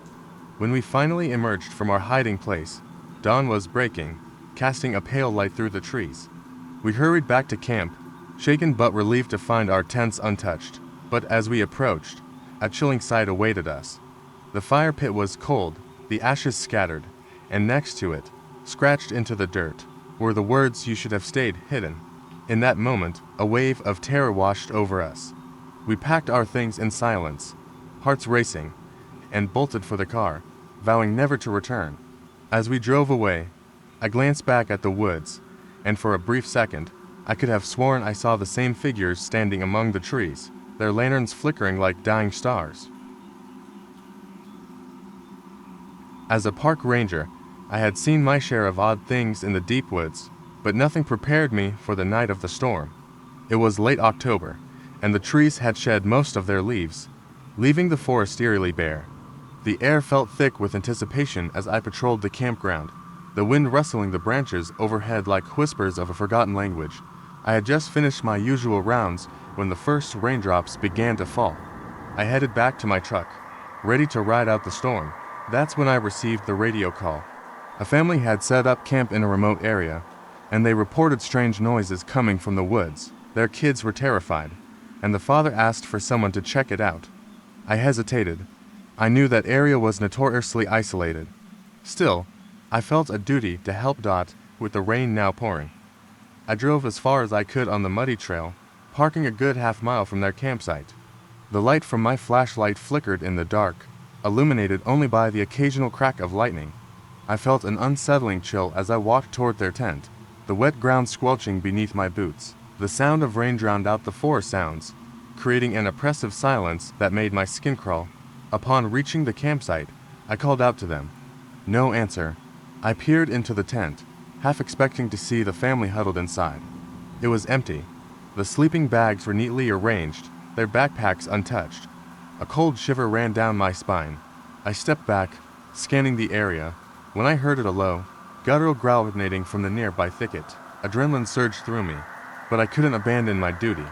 I called out again, asking if anyone was there. Silence hung in the air, heavy and suffocating. Just as I turned to leave, I saw movement from the corner of my eye. A figure, tall and slender, stood at the edge of the trees, barely visible in the shadows. It didn't look human. The figure stepped closer, and my heart raced as I tried to make out its features. It was all wrong to tall, limbs elongated, and its skin glistened like wet bark. I stumbled back, my instincts screaming at me to run, but I knew I couldn't leave without confirming the family's safety. I took a deep breath, squaring my shoulders, and shone my flashlight in its direction. The beam of light cut through the darkness, revealing not one figure, but several shadows shifting just beyond the trees, their eyes glowing like embers in the night. I felt a rush of panic as I realized they were closing in on me, the growling growing louder. It was a sound unlike anything I had ever heard, a chilling mix of anger and desperation. I turned and ran, my boots slipping on the wet ground, my breath coming in sharp gasps. I darted through the trees, branches whipping against my face. I could hear them behind me, their movements swift and unnatural, and I pushed myself to go faster, fueled by sheer terror. As I burst back onto the main trail, the growling ceased. I stopped, panting heavily, glancing back into the woods. The darkness loomed silent, as if nothing had ever been there. I fumbled for my radio, my hands shaking. Just as I was about to call for help, I caught sight of a flicker of movement in the trees. It was then that I saw them. The family I had come to find was standing just at the edge of the clearing, staring at me with wide eyes. They were unharmed, but their faces were pale, their expressions frozen in fear. I rushed over, relief flooding my chest. I asked what had happened. The father shook his head, his voice trembling. They had been hearing strange noises all night, but when they stepped out of the tent to investigate, they saw something in the shadows watching them. They didn't know what it was, but it terrified them into staying inside. As we gathered around my truck, the father suddenly pointed behind me. I turned slowly, dread washing over me. Just beyond the trees stood the figure again, but this time it was smiling, a twisted grin splitting its face. My heart dropped as the realization hit me. It had been playing with us, waiting for the right moment to strike. In that instant, the lights on my truck flickered, and I felt a cold breeze brush against my neck. The family clutched each other, and I could feel my body tense as the air grew thick with malice. I couldn't shake the feeling that this was only the beginning. We had survived for now, but the woods were still alive with something sinister, and we were far from safe. I had been working as a park ranger for a couple of years when I received a call one late autumn evening. The park was known for its picturesque landscapes and quiet trails, especially in the fall, when the leaves transformed into vibrant hues of orange and red. As the sun dipped behind the mountains, I was on my regular patrol. I checked in with the ranger station and then turned my truck onto a secluded road, ready to survey the farthest reaches of the park. The radio crackled with the sound of frantic voices. A family of campers had set up near a remote lake and reported strange noises surrounding their campsite. They described low growls and something large moving through the trees. I chuckled at their fear, assuming it was just wildlife. I decided to reassure them. Driving through the dimming light, the air turned colder. The truck's headlights cut through the darkness, revealing nothing but trees. When I arrived at the campsite, I found the family gathered around the dying embers of their fire. They looked pale, wide-eyed, clearly shaken. As I approached, I noticed the way they huddled close together, as if afraid to venture too far from one another. The father spoke first, voice trembling. He explained that they had heard noises since sunset. At first, they thought it was just the wind, but then they heard a deep growl, not like anything they had ever encountered before. I reassured them, telling them it was probably just a bear looking for food, but they didn't seem convinced. I suggested we take a quick look around the perimeter of their campsite. After all, there were no other rangers in the area, and I wanted to make sure they felt safe. Armed with flashlights, we fanned out, scanning the tree line. As we walked, the sound of rustling leaves filled the air. The family kept close, and I could feel their unease. My flashlight flickered as we ventured deeper into the woods, illuminating the dense underbrush. I suddenly heard a low growl echoing through the trees, a sound that sent chills down my spine. I turned to the family, ready to tell them to stay calm, but the look of terror on their faces said everything. Just then, the growl turned into a high-pitched shriek, echoing through the night. My instincts kicked in, and I urged the family to retreat to their campsite. As we hurried back, I heard something crashing through the woods behind us. My heart raced as I shone my flashlight into the dark, desperate to see what was pursuing us. A flicker of movement caught my eye, but when I turned, nothing was there. The family was ahead of me, and I called out for them to keep moving. We reached the safety of their campsite, panting heavily. The father hurriedly stoked the fire, and I scanned the tree line for any signs of movement. There was nothing, just the wind whispering through the branches. The family settled back around the fire, still trembling. I could feel the fear hanging in the air, thick and tangible. I told them I would stay the night, ensuring they were safe. As the hours passed, the sounds of the forest settled into a haunting silence. We shared ghost stories to keep the mood light, but every rustle in the trees made us jump. At one point, the father suggested we check the perimeter again. I hesitated, but we agreed it was best to know if whatever was out there was still watching us. Equipped with our flashlights once more, we crept back toward the tree line. The air was heavy, and the night felt alive with anticipation. Suddenly, the high-pitched shriek rang out again, piercing the silence like a knife.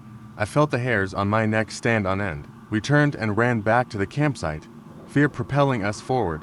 But as we reached the clearing, the family froze, and I skidded to a halt behind them. There, in front of the tent, stood a tall figure, backlit by the glow of our fire. It was a park ranger, wearing a uniform eerily similar to mine, but something was off.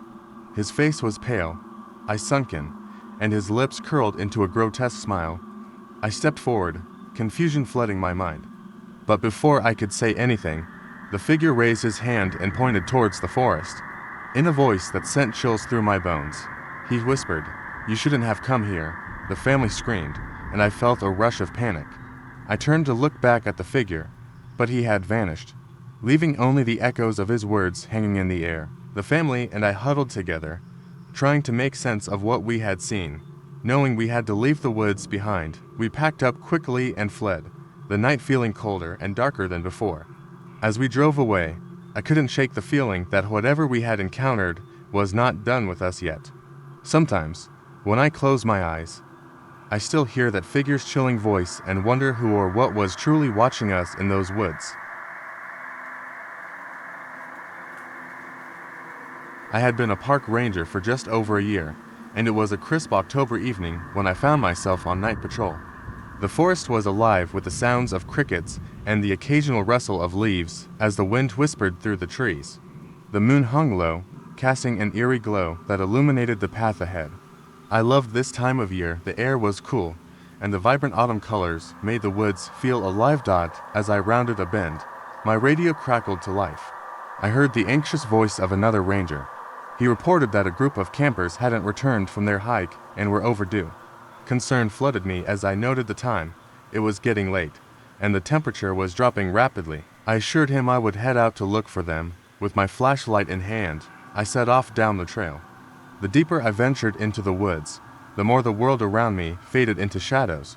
I called out to the campers as I walked, hoping to hear a response, but the only reply was the haunting echo of my own voice. Suddenly, I heard something in the distance laughter. It sounded like it was coming from deeper in the forest. I quickened my pace, the sound of laughter growing louder as I moved closer. As I approached, I noticed something odd. The laughter had taken on an unsettling tone, almost mocking. I broke through the underbrush and stumbled into a clearing. My flashlight beam flickered over several tents set up in a semicircle, but the laughter had ceased. The clearing was empty, and the campers were nowhere to be seen. A chill crept up my spine. It felt as if the forest was holding its breath, waiting. I decided to check the tents. As I unzipped the flap of the first tent, my heart raced. Inside, it was just a mess of sleeping bags and camping gear. No sign of struggle, no indication anyone had been here recently. I moved to the next tent, and when I unzipped it, I was hit by a strange smell, something sweet and putrid. I froze. There was something off about the air. I looked around, feeling a deep sense of unease settle in. I scanned the clearing, trying to shake the feeling of being watched. The trees loomed tall and dark, and I could hear the soft rustling of leaves in the breeze. That's when I noticed a dark figure standing at the edge of the woods, partially hidden behind a tree. My pulse quickened, and I gripped my flashlight tighter. I called out, demanding to know who was there. The figure didn't move. I took a hesitant step closer, shining my light toward the figure. As I did, it stepped out from behind the tree, revealing itself. It was a person, but something was horribly wrong. Their limbs were contorted, and their eyes were wide and unblinking. A chill shot through me. This was not a camper. Just then, the laughter erupted again, this time much closer, echoing through the trees. It was a chorus of voices, high-pitched and mocking, like children playing a twisted game. I felt my heart race as the figure began to move toward me, its body swaying unnaturally. I stumbled back, my instincts screaming at me to run. As I turned to flee, I tripped over a root and fell hard to the ground. I scrambled to my feet and bolted back toward the trail, the laughter ringing in my ears. I could hear footsteps behind me, quick and light, as if they were chasing me. I burst out of the woods and onto the main path, gasping for breath. I ran as fast as I could, not daring to look back until I reached the ranger station. When I finally made it, I slammed the door behind me, locking it tight. I collapsed against the wall, trying to steady my racing heart. My radio crackled again, pulling me from my panic. The other ranger's voice cut through, frantic and desperate. He had found the campers huddled together in their tents, but they were terrified and refusing to come out. They had heard the laughter too, but it had stopped as soon as they entered the tents. I felt a chill wash over me. As I relayed what I had seen, I looked out the window into the dark woods. The laughter started again, echoing from the trees, and I realized with horror that the campers had been lured away. Whatever had been in the woods wasn't finished with us yet. The mocking laughter filled the air, and I knew deep down that the forest was hiding more than just shadows. It was alive, and it would not let us go easily. It was late summer when my friends and I decided to go camping in the woods just outside our town. There were 4 of us, me, Jenna, Mark, and Lucas. We had been looking forward to this trip for weeks, eager to escape our daily routines and enjoy nature. Little did we know that our weekend would take a turn we'd never forget. We set up camp near a beautiful lake surrounded by tall pine trees. The first night was perfect warm weather, clear skies, and a roaring campfire where we shared stories and laughed late into the night. As we sat by the fire, I noticed how quiet the woods were. I expected the usual sounds of crickets and rustling leaves, but instead, there was an unsettling stillness. Around midnight, we decided to turn in. As I lay in my sleeping bag, I could hear the wind whispering through the trees, but there was something else, a low murmur that seemed to echo through the darkness. It was faint, but it felt as if it was calling to me. I dismissed it as my imagination and eventually fell asleep. The next morning, I told the others about the strange sounds. Jenna laughed it off, saying I was just spooked by the dark. But As we hiked during the day, I couldn't shake the feeling that we were being watched. The trees loomed overhead, and every now and then, I thought I saw a shadow dart between them. That night, the air felt different. It was heavy and charged, as if a storm were brewing. We made another fire, but it didn't provide the same warmth as the night before. As we roasted hot dogs, I caught sight of something in the woods just out of the corner of my eye. It was a figure, tall and cloaked, standing still among the trees. I blinked, and it was gone. Did you see that? I asked the others, my voice shaky. What? Mark replied, looking around. See what? Nothing. Forget it, I said, trying to brush it off, but I could tell my unease was spreading to them. We finished dinner quickly and decided to play some card games to lighten the mood. As the night wore on, I felt more and more restless. The whispers returned, louder this time, almost like voices. I suggested we go for a walk, hoping to clear my mind. Jenna and Lucas agreed. While Mark stayed back to tend the fire, we wandered along the lake's edge, the moonlight illuminating the water like silver. That's when we heard a clear voice coming from the trees. It was calling my name, softly, almost sweetly. My heart raced, and I glanced at Jenna and Lucas. They heard it too. Did you hear that? Jenna whispered, her face pale. We looked at each other, fear creeping in. The voice was beckoning me deeper into the woods. Against my better judgment, I took a step forward, entranced. Don't, Lucas shouted, grabbing my arm. We need to go back. The urgency in his voice broke the spell. We turned and hurried back to the campsite, adrenaline pumping. The whispers faded as we approached the fire, and the sense of safety returned, but the unease lingered. That night, we slept fitfully, the shadows outside our tents moving with the wind. When dawn broke, we packed our things in silence, each of us feeling the weight of the night's events. As we drove home, I couldn't shake the feeling that something had followed us. We all laughed nervously, but deep down, we knew we'd experienced something inexplicable. The woods had held secrets, that night whispers that would haunt my dreams, reminding me that not everything in nature is friendly. It was supposed to be a fun weekend getaway, just me and my 3 friends. We packed up the tents, camping gear, and enough snacks to last the weekend. We drove out to a secluded spot deep in the woods, far enough from the nearest town to escape the noise of civilization. I wasn't particularly excited about the isolation, but the others were eager to disconnect from everything for a while, and I went along with it. We arrived just before dusk, setting up our camp near a small, murky lake. The evening air was crisp, and the sky slowly darkened as we sat around the fire, cracking jokes and roasting marshmallows. There was something eerie about the place, though. The woods seemed quiet, the kind of silence that made the hairs on the back of your neck stand up. I didn't mention it to the others, didn't want to ruin the mood, but something didn't feel right. As the night wore on, we heard a few odd noises from the trees, branches creaking, leaves rustling. Nothing alarming, but it was enough to make me uneasy. We chalked it up to wildlife, but I couldn't shake the feeling that we were being watched. The fire flickered, casting long shadows across the campsite. Every now and then, I'd glance around, half expecting to see someone or something just beyond the tree line.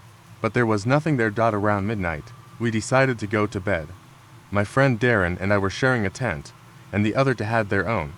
I lay there in the dark, listening to the distant sounds of the forest. Then, suddenly, I heard it, a loud, sharp crack, like something heavy breaking. I sat up, heart pounding, and turned to Darren. Did you hear that? He gradually nodded. Yeah, probably a branch or something, but I wasn't so sure. It didn't sound like anything I'd heard before. It wasn't natural. It was too sharp, too deliberate. I tried to brush it off, telling myself I was just spooked. But as I lay back down, I heard something else, faint whispering, coming from just outside the tent. I froze, holding my breath, listening. The whispering grew louder, but it wasn't in any language I could understand. The words were muffled, as if spoken through a veil of thick fabric. I wasn't about to get out and check. I nudged Darren, but he was asleep, snoring lightly. The whispering continued, now accompanied by soft, shuffling footsteps, like someone walking around the tent. I could feel my pulse racing, my body paralyzed with fear. My hand fumbled for the flashlight, but I couldn't find it in the dark. I didn't dare to speak, didn't dare to move. The footsteps stopped suddenly, and I heard a low, guttural breathing, right outside the tent. It was deep, labored, like someone or something was struggling to catch its breath. I wanted to scream, but my throat was tight, like my voice had been stolen. Then, just as suddenly as it had started, the breathing stopped. The woods were silent again. I waited a few minutes, heart thudding in my chest, before I finally mustered the courage to peek out of the tent. I unzipped the door just a crack. I scanning the dark, empty campsite. Nothing. I breathed a sigh of relief and pulled the zipper back down. The rest of the night passed in uneasy silence. I don't think I slept a wink, but somehow, the morning light eventually crept through the trees, and I could finally relax. At breakfast, I tried to act normal, like nothing had happened. But Darren wasn't so nonchalant. He'd been awake too, and he had heard the whispers too. He didn't know what to make of it, but he wasn't willing to stay another night to find out. We packed up our things early and started hiking back to the car. As we walked through the woods, something caught my eye, a strange, twisted tree just off the trail. The bark was peeling away in long strips, revealing something underneath, something dark and smooth, almost like stone. As I approached, I saw it more clearly. There were symbols carved into the bark, crude and jagged, as if someone had done it in a hurry. I shivered, feeling the hairs on my neck rise again. We kept walking, trying not to linger too long, but the unsettling feeling wouldn't leave me. Finally, we reached the clearing where we'd parked the car. I was relieved, ready to leave that place behind. But, as we loaded our gear into the trunk, I heard something else, soft tapping, like fingers on glass. I turned, and my stomach dropped. It was coming from the windows of the car, but no one was inside. No one had been inside all morning. I ran over and peered through the window, trying to see through the foggy glass. And there, staring back at me from the other side, was my own reflection grinning. My mouth was open in a wide, toothy smile, and my eyes were wild, unblinking, but I wasn't smiling. I froze, staring into the glass as my reflection seemed to shift, its grin widening impossibly, and a voice whispered in my ear, "You should have stayed." It was the middle of fall, and the forest looked beautiful, dense trees with leaves that were just starting to turn orange and gold. The air crisp but not too cold. A perfect day for a hike. The trail was familiar, but we wanted something more. We were looking for an old, forgotten part of the forest, rumored to have an abandoned cabin, a place where no one else dared to go. It didn't take long for the sun to dip lower in the sky, casting shadows across the path. We'd already been walking for hours.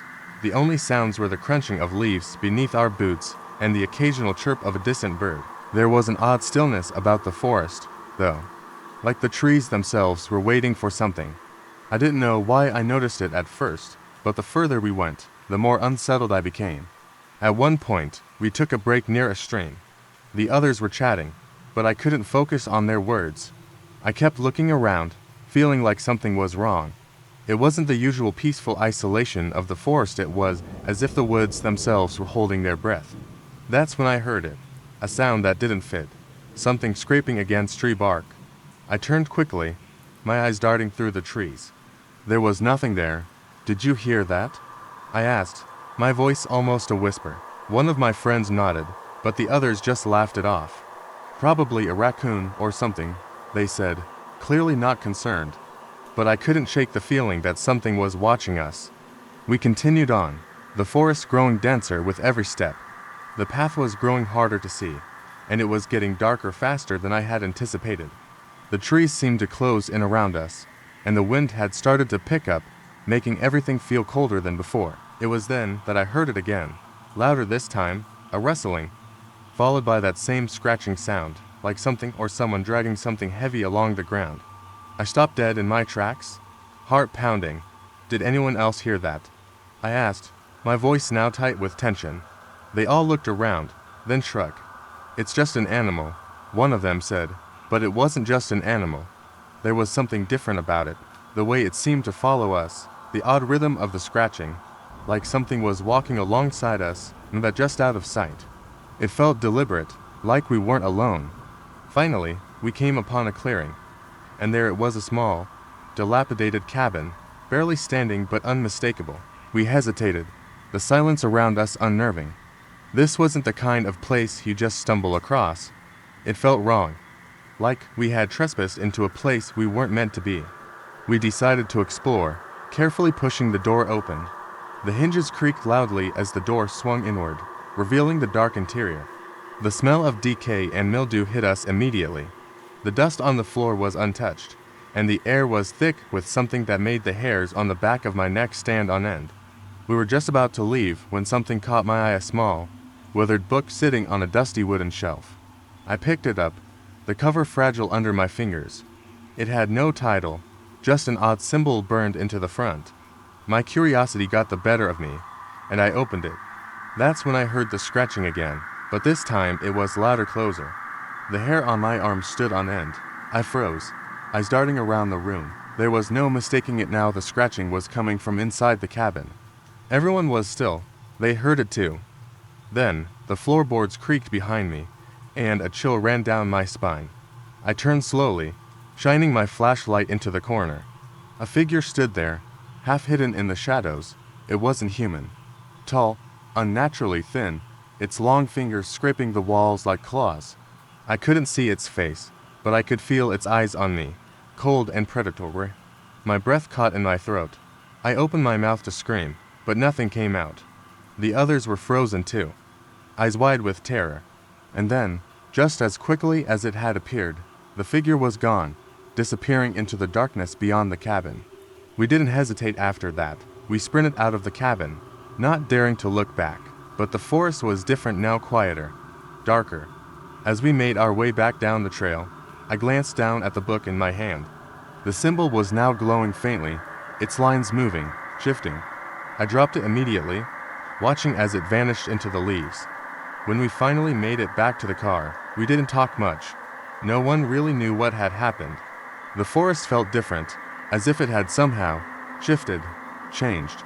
And when we looked at the photos we took that day, one picture stood out, a blurry figure in the background, barely visible, standing motionless in the clearing. But in the photo, its eyes were glowing bright, watching us. That's when we realized the truth. The forest wasn't just holding its breath. I've always loved camping. There's something about the crisp air, the sound of rustling trees, and the crackle of a campfire that makes everything feel right. So, when my friends and I decided to spend the weekend out in the wilderness, I thought it would be just another fun, relaxing trip. We'd set up camp by a small creek, surrounded by dense trees and a clear, star-filled sky. Little did we know that this trip would be anything but relaxing. It started out like any other camping weekend. We pitched our tents, unpacked the gear, and made a fire. We joked and laughed as we roasted marshmallows, telling stories and enjoying the peace of the forest. But when night fell and the stars filled the sky, something shifted. The air grew colder, and the once comforting sounds of the forest became unnervingly silent. Even the crackling of the fire seemed to fade into a muffled hum. I was the first to notice the footsteps. At first, I thought it was just a trick of the wind, the rustling of branches or small animals scurrying about. But the footsteps were too heavy, too deliberate. Slow, rhythmic steps circled the camp. I brushed it off as my mind playing tricks on me. The others didn't seem to hear anything, and we were all too tired to care. But the sound grew louder, more pronounced, and it wasn't just circling anymore, it was getting closer. I excused myself to the edge of the campsite, pretending to go to the bathroom, but really just needing some space to listen. The footsteps stopped as soon as I stepped away from the fire, leaving me in a thick silence. Then, from the trees beyond the camp, I heard a low growl. Not an animal growl, something deeper, almost human, but wrong in every sense. My heart began to race. I walked quickly back to the fire, but as soon as I crossed the threshold of the camp, the growling stopped, replaced by a soft voice calling my name. It was so quiet, I almost couldn't hear it, but there was something distinctly familiar about it. It was my voice, only it wasn't me. It sounded like a distorted, twisted version of me, echoing from the woods behind the campsite. I sat back down next to my friends, trying to act normal, though my mind was reeling. I told myself it was just my imagination, but deep down, I knew something was wrong. The others continued to laugh, oblivious, as if nothing was out of place. But I couldn't shake the feeling that we were being watched. The night dragged on, and I kept my eyes on the trees, expecting anything to happen. Finally, when we decided to call it a night and retreat to our tents, I heard a sharp snap of a branch behind me. I spun around, but there was nothing there. The camp was still. I crawled into my tent, unable to sleep. Every rustle of the trees, every creak of the wood outside made my skin crawl. I tried to close my eyes, but that's when I heard it again, a voice, calling my name. This time, it was right outside my tent. I froze. My breath caught in my throat. It wasn't my voice this time. It was someone else's, a whisper full of malice and hunger. I wanted to scream, but the words caught in my throat. I held my breath, hoping the sound would go away. It didn't. The whisper grew louder, clearer, and then I heard a low, unsettling chuckle that sent ice through my veins. I scrambled to unzip the tent, bursting out into the night air. But as I stood up, I saw something that froze me in place. My friends were standing near the fire, all of them staring into the woods with wide eyes. But they weren't looking at anything, they were staring at themselves. Their own faces, standing in the shadows, identical to the ones in front of me. There were more of them, twice as many as there should have been. I stumbled backward, horrified. The faces in the shadows moved, stepping forward, but the real versions of my friends stayed still, their eyes locked on the duplicates. I turned to them, my voice shaking as I asked, "What's going on? Who are they?" One of the figures in the shadows, the one that looked like me, smiled. It was a smile that was not mine, a twisted grin that sent a surge of terror through me. Then, the voice whispered again, only this time it wasn't calling my name. It was laughing. In that moment, I realized the horrifying truth. The forest wasn't just watching us, it had been waiting for us. And now it had us all. The copies of us weren't just standing there. They were waiting for us to make the first move. They wanted us to break the silence, to show fear. But we didn't. We stood our ground, our real selves frozen in place, facing our monstrous doubles, staring into the night. And then, as if on cue, the air shifted. The footsteps returned, and from the darkness, a figure stepped forward, tall, thin, and dressed in tattered clothes, its face hidden behind a mask of old bark. It was time. The forest had claimed us. We had planned a camping trip for weeks, a group of 5 friends eager to escape the noise of our daily lives and spend a few days in the woods. It was supposed to be a simple getaway, some hiking, a little fishing, and long nights by the campfire telling stories. Nothing fancy, just the quiet of nature and the company of close friends. But that night, something changed. We arrived at the site just as the sun began to dip behind the trees. The camp was tucked away in a secluded corner of the forest, miles from the nearest town. The air felt fresh, almost unnervingly so, but we were used to that. After setting up the tents and starting the campfire, we cracked open some beers and settled in. We joked and laughed as the fire crackled, casting shadows that danced on the trees around us. As the night wore on, the forest grew still. The usual chirping of crickets and rustling of small creatures had fallen silent, replaced by an oppressive quiet. It was the kind of silence that crawls under your skin, making every little noise seem louder, sharper. I noticed at first, a small sound, barely perceptible, like something brushing against the leaves. I thought it was nothing at first, maybe a raccoon or a squirrel, but the others had caught it too. I looked over at my friend Max. He had his hand on his flashlight, his knuckles white. "Did you hear that?" he asked. We all froze, straining to listen. A branch snapped somewhere deep in the woods. Then nothing. A cold shiver crept down my spine. "Probably just an animal," Sarah said, trying to sound calm, but I could hear the tremor in her voice. She wasn't fooling anyone. We sat in uneasy silence, staring into the fire, every one of us too nervous to speak. Then came the first scream. It was high-pitched, not the kind of scream you hear when someone's hurt, but the kind that chills your blood. A distant scream, like a woman's voice. The sound carried through the trees and stopped abruptly. We jumped to our feet, hearts racing. Max was already reaching for his backpack, fumbling for the map, his face pale. "Maybe it's someone else camping out here," he said, though none of us believed him. That scream was too loud, too close. I whispered. My voice didn't sound like my own. It was thin, Almost like I was trying to convince myself it wasn't real. Without thinking, we grabbed flashlights and headed toward the source of the sound. The trees were thick, and the shadows seemed to twist and shift unnaturally as we walked. Each step felt heavier, like the forest itself was resisting us. The scream came again, closer this time. A horrible, shrieking wail that tore through the air. We broke into a run, pushing through the underbrush, our breaths ragged, and then we saw it, a figure, hunched over by a tree, facing away from us. The shape was tall, unnaturally thin, its arms too long. It was scraping something on the ground, a slow, rhythmic motion that sent a fresh wave of dread through us. Double quotes hello. Max called out, his voice cracking. The figure didn't move, didn't respond. We took a step closer, the tension thick in the air. That's when the creature turned. Its face was hollow, its eyes wide and unblinking, black pits that seemed to suck in the light. A grin stretched across its face, impossibly wide, showing teeth that weren't just sharp, they were jagged, like they had been ripped from something not human. My stomach lurched.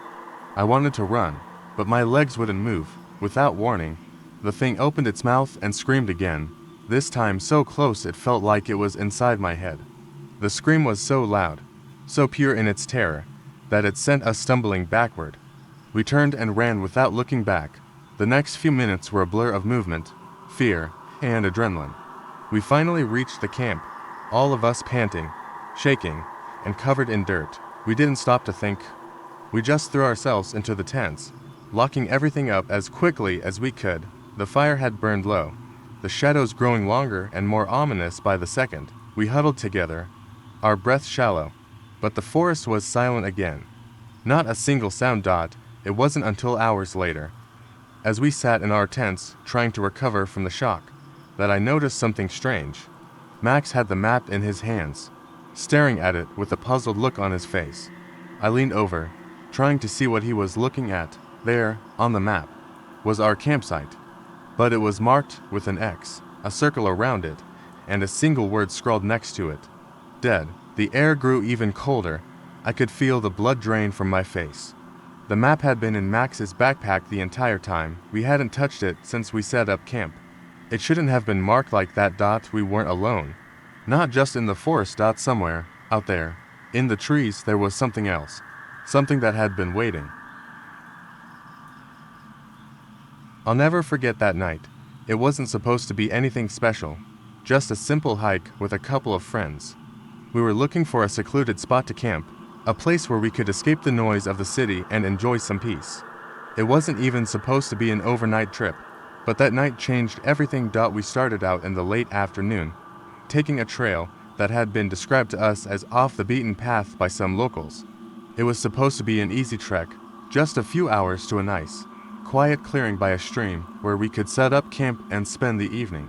The air was crisp, the sky still clear, and everything felt perfect, at least for the first couple of hours. As we made our way deeper into the woods, we noticed something strange.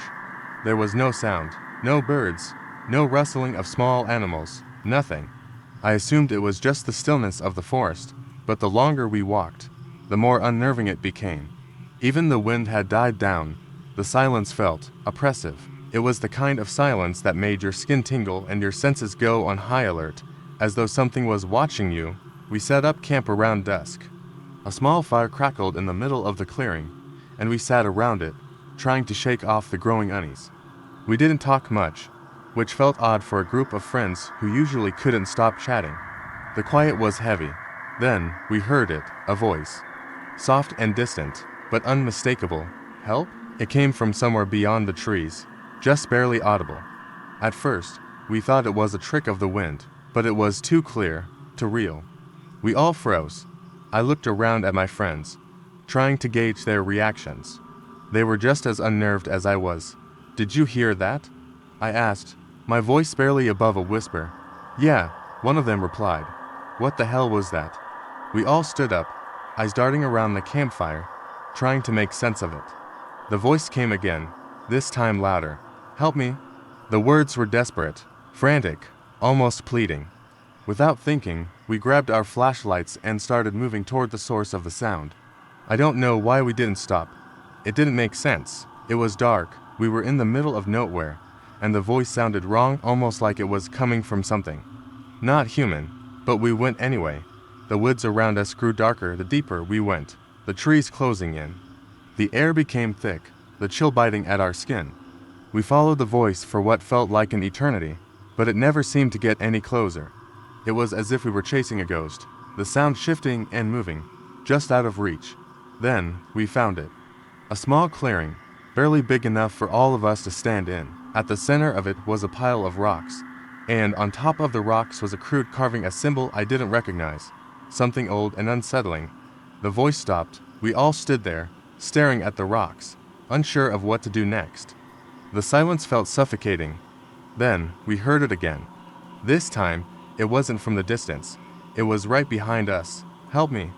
The voice was now right next to me, close enough that I could feel the cold breath against my neck. I spun around, heart pounding, but there was nothing there, nothing but darkness. My friends were in the same state of panic, spinning in circles, their flashlights flickering wildly. We didn't know what to do.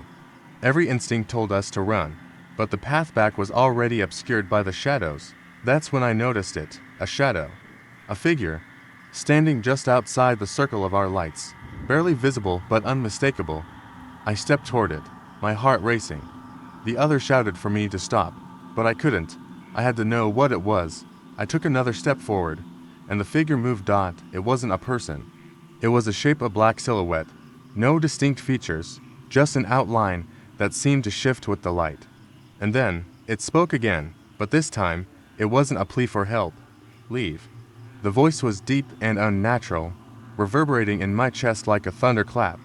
My friend screamed and pulled me back, dragging me away from the figure. We stumbled back through the trees, terrified and confused, not daring to look behind us.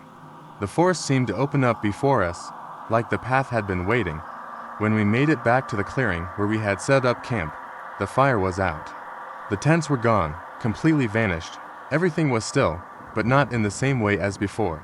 It was a stillness that felt empty, like the forest had swallowed us whole and left nothing but the echo of our fear. I can't explain what happened. I don't know what we saw, or who or what had been calling us. But there's one thing I know for sure.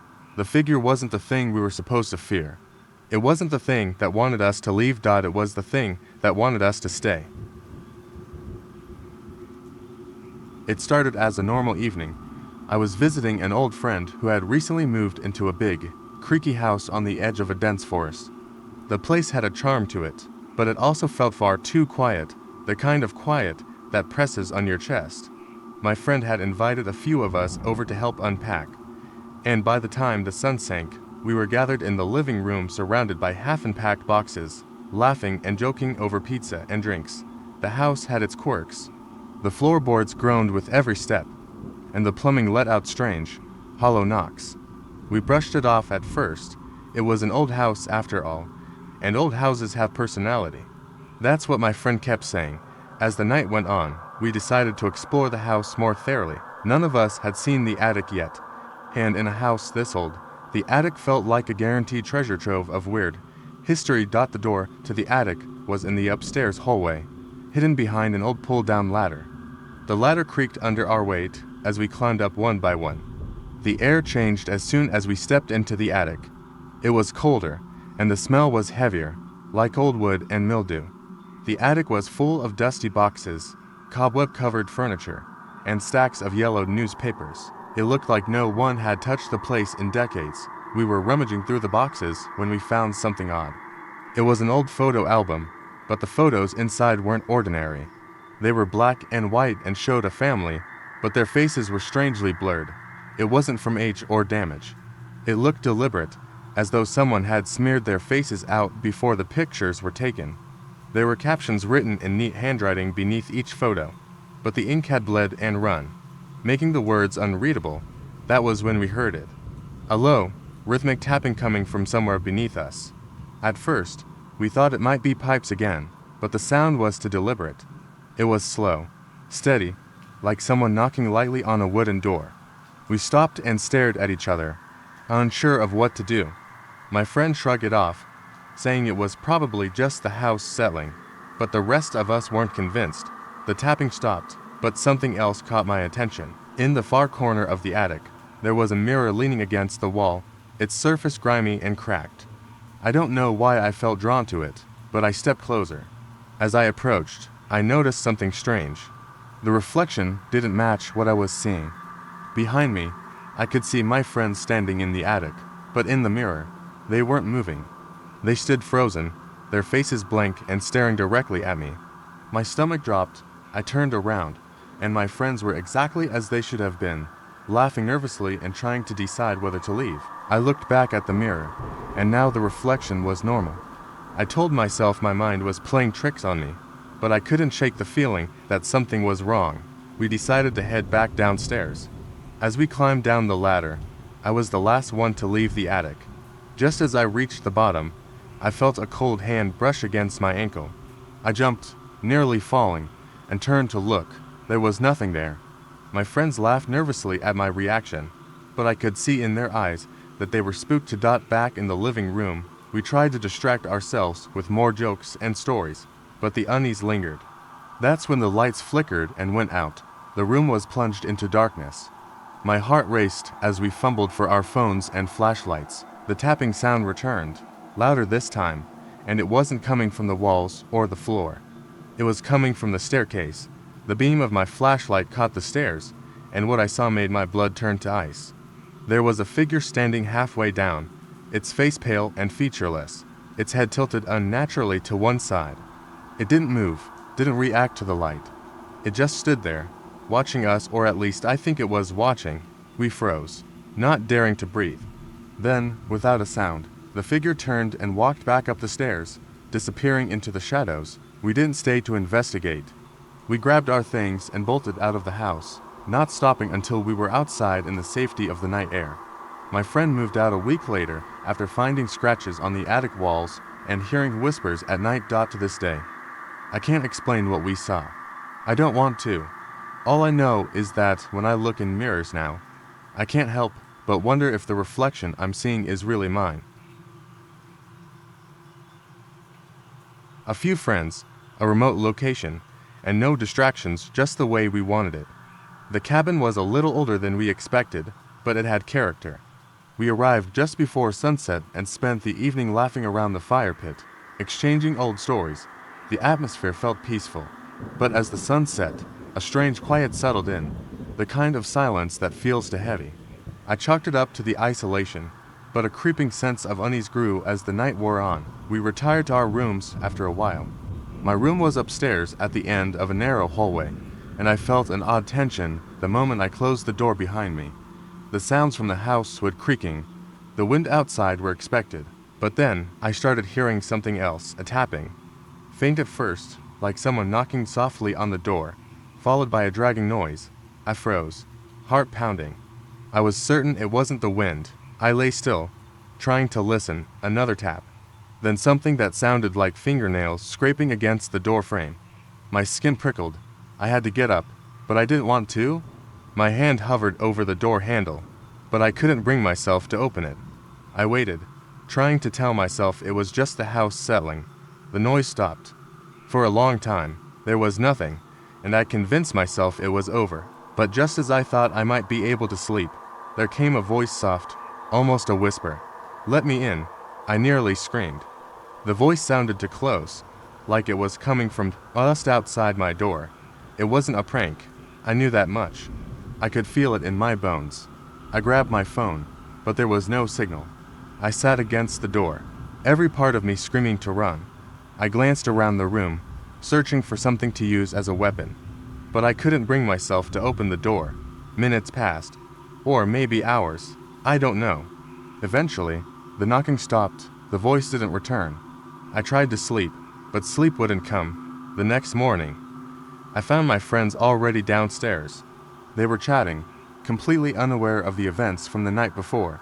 I didn't mention it. Who would believe me? Instead, we spent the day exploring the surrounding woods, trying to forget the oppressive silence that had followed us all night. Later that evening, we sat around the fireplace again, talking casually, but the nagging feeling returned. The wind outside was picking up again, howling through the trees. As we chatted, I noticed something odd. There were scratch marks on the door frame, I hadn't seen them before. But there they were, deep, jagged gouges like something had been clawing at the door. I tried to shake it off, but as the night went on, the air grew thicker, colder. Then, at exactly midnight, a sudden loud bang shook the cabin. My heart stopped. It sounded like something or someone had struck the door with force. We all froze, staring at the door as if waiting for it to open. Mark, who had been the most skeptical, stood up slowly. "I'll check it out," he said. We didn't stop him. It was stupid, but in the moment, we were all too frozen to act. He opened the door, stepped out into the hallway, and looked around. There was nothing there, no one, just an empty corridor. He turned to look back at us, his face pale. "You're not going to believe this," he said quietly, confused. We all moved into the hallway to see what he was talking about. The door frame was covered in fresh, deep scratches. But that wasn't the worst part. In the center of the door was a handprint. It was smeared in something dark, something that didn't belong. It wasn't dirt. It wasn't paint. It looked like blood. None of us said anything at first. The air felt heavy. I glanced down the hallway, my blood running cold. The door to the attic, which had been closed earlier, was now ajar. A faint light flickered inside. Without thinking, I moved towards it, my steps slow and hesitant. We had to know what was happening. The others followed me, but no one spoke. As I approached the attic stairs, I heard something that froze me in place, the sound of someone breathing. Shallow, ragged breaths, from inside the attic. I turned to the others, and Mark motioned for us to stay quiet. He approached the stairs and slowly reached for the light switch. The attic light flickered on. We waited, breath held, as the shadows parted to reveal an empty room, except for one thing. In the far corner, there was a full-length mirror. I hadn't noticed it before, and as I looked into it, I saw something that made my heart race. Standing behind us, reflected in the glass, was the unmistakable figure of a woman. A pale, gaunt figure with hollow eyes, but no one else saw her. In the room. Just in the mirror. Suddenly, the house seemed to shudder as if it had come alive. The mirror cracked, and then everything went black. We ran. We didn't stop until we were far from the cabin, hearts still pounding, and we never spoke of that night again. I never thought I'd be one to experience something unexplainable. My friends and I were always practical, skeptical, but one weekend trip, far out in the woods, changed everything. We rented a small, isolated cabin. The kind you see in movies where people go to get away, only to encounter the supernatural. I figured it would be peaceful, a quiet place to drink, relax, and forget about the world.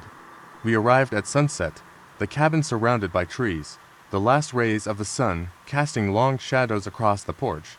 The inside was rustic wooden floors, old furniture. The smell of pine lingered in the air. It felt cozy enough, and we spent the evening unpacking and talking. As night fell, a chill settled in. We gathered around the fire inside, laughing and joking about ghost stories, trying to keep the mood light. But then the wind picked up, rattling the windows. I dismissed it as a typical storm, but my friend Jack seemed unnerved. He kept glancing nervously at the door. "I think something's out there," he muttered, but we all laughed it off. We turned in for the night around midnight. My room was upstairs, at the end of a long hallway. The air was unusually cold, but I chalked it up to the old cabin. As I lay in bed, I heard the soft scrape of something dragging across the floor. I sat up, straining to listen. The sound came again, closer this time, like nails scraping wood. My heart raced. I told myself it was the wind or an animal outside. But then came the sound I couldn't ignore, a tap. Light but distinct, on my door. My blood ran cold. "Hello," I called out, my voice barely a whisper. No answer. The wind outside had died down, and all that was left was the eerie silence. I decided to check the hallway. Slowly, I opened my door and crept into the dark corridor. The floorboards creaked under my weight, but the house was otherwise still. I reached the top of the stairs and hesitated. The downstairs was quiet, but there was a faint light coming from the living room. Someone was downstairs. I didn't want to go down, but I had to. Something felt wrong. I tiptoed down the stairs, every step echoing in the empty cabin. As I rounded the corner into the living room, I froze. The fire had gone out, but the room was lit by someone standing near the window. It was a figure, pale and unmoving, staring out into the night. I froze, my breath caught in my throat. Then, without warning, it turned to face me. It wasn't a person. It was a shadow, a mass of blackness that seemed to absorb the light. No face, just a vague outline. It didn't move, didn't speak, it just stood there, watching me. My heart thudded in my chest. I stepped back, my foot catching the edge of the coffee table. The figure didn't flinch, didn't react, but the air grew colder, the silence heavier. I bolted upstairs and slammed my door shut. The entire night, I lay wide awake, heart racing, listening for any sound, but nothing came. No more knocks, no more scraping, just the sound of my own pulse in my ears. The next morning, I didn't want to mention it to my friends. I figured they'd think I was imagining things. But when we all gathered in the kitchen, I saw that Jack looked as pale as I felt. "I heard something last night," he said, voice trembling. "Someone was knocking at my window, and ... I saw something out there, a figure." My stomach twisted. Everyone shared their experiences, and it was clear none of us had slept well. I suggested we leave early, but no one wanted to drive back through the dark woods just yet. So, we decided to stay for one more night. That evening, we stayed inside. None of us wanted to go outside or even near the windows. We ate dinner in silence, the tension thick in the air. As night fell, I couldn't shake the feeling that something was wrong, that something was waiting for us. Around midnight, we heard the knocking. It started faint, then grew louder, almost as if it was coming from inside the walls. Everyone froze. The sound was relentless, rhythmic, like it was searching for a way in. Then, there was a voice, low and hoarse. "Let me in." It was unmistakable. We bolted out of the cabin and into the car, not even bothering to pack our things. As we drove away, I glanced back through the rearview mirror. The cabin stood there, dark and silent except for the faint, flickering light from the upstairs window. Months later, I looked up the cabin online. The description said it was recently renovated, but the listing had been taken down. I found a local news article from the 1980s about a family that had gone missing near the cabin. They had been staying in a cabin just like ours, but the article never explained what happened to them. It didn't say they were found. I don't know what was in that cabin with us, but I'll never forget the feeling of being watched, the sound of the knocking on the walls, and the voice that wasn't human. Something was in there, and it had been waiting for us to arrive. It was a group of us, 5 friends from college, seeking a weekend of escape in the remote wilderness. None of us had ever camped in a place like this, far off the usual trails. Our phones had no signal, which only added to the appeal. The kind of place where you could unplug and truly be free. We had chosen a clearing by a small creek, surrounded by towering pines. The fire pit was already there, an old circle of stones, blackened by years of use. The air smelled of pine and damp earth, and the quiet was profound, like the world had forgotten us. As night fell, we settled around the campfire, cracking jokes and drinking beers. The flames danced and cracked, casting long, flickering shadows. I noticed it was unusually quiet, even for the woods. No owls hooting, no rustling of small animals in the brush. Just the fire and the sound of the creek. It didn't seem right, but I shrugged it off. By around midnight, we were all in our tents. I was sharing with 2 others, and the others were spread out nearby. It wasn't cold yet, but the dampness in the air seeped in, making the inside of the tent feel heavier than it should. That's when I heard it. A faint scratching sound, like something lightly tapping against the canvas of our tent. I held my breath, trying to place it. Maybe it was an animal, a raccoon or a squirrel, but the scratching grew louder, more deliberate. I turned to my friends, but neither of them seemed to hear it. I glanced out the tiny window flap, but there was nothing, just blackness. I convinced myself it was just the wind. We were deep in the woods, after all, but then it came again, louder this time. A tap, tap, tap, right near my ear. My heart thudded in my chest. I reached for the flashlight, shining it at the spot where the sound was coming from. Nothing. I wanted to call out to the others, but I didn't want to sound paranoid. I tried to lie still, hoping it would stop. But instead, the sound grew in intensity, as if whatever it was moving around the tent, circling it, tapping at every corner. My friends still didn't stir, and I wasn't sure if I should wake them up. I grabbed my pocket knife, feeling ridiculous, but protective, and I decided to step out and check the perimeter. The moment my foot touched the cold ground outside, the scratching stopped. A sudden, unnatural silence settled in. I scanned the trees. There was nothing, just the faint outline of the forest beyond the fire's glow. No eyes, no movement. I walked a few paces away from the tent, my flashlight casting long shadows. The silence was unbearable now. Every crackling branch, every gust of wind, made me jump. I told myself it was just my mind playing tricks. Maybe an animal had gotten too curious, but as I turned to head back, something caught my eye in the distance.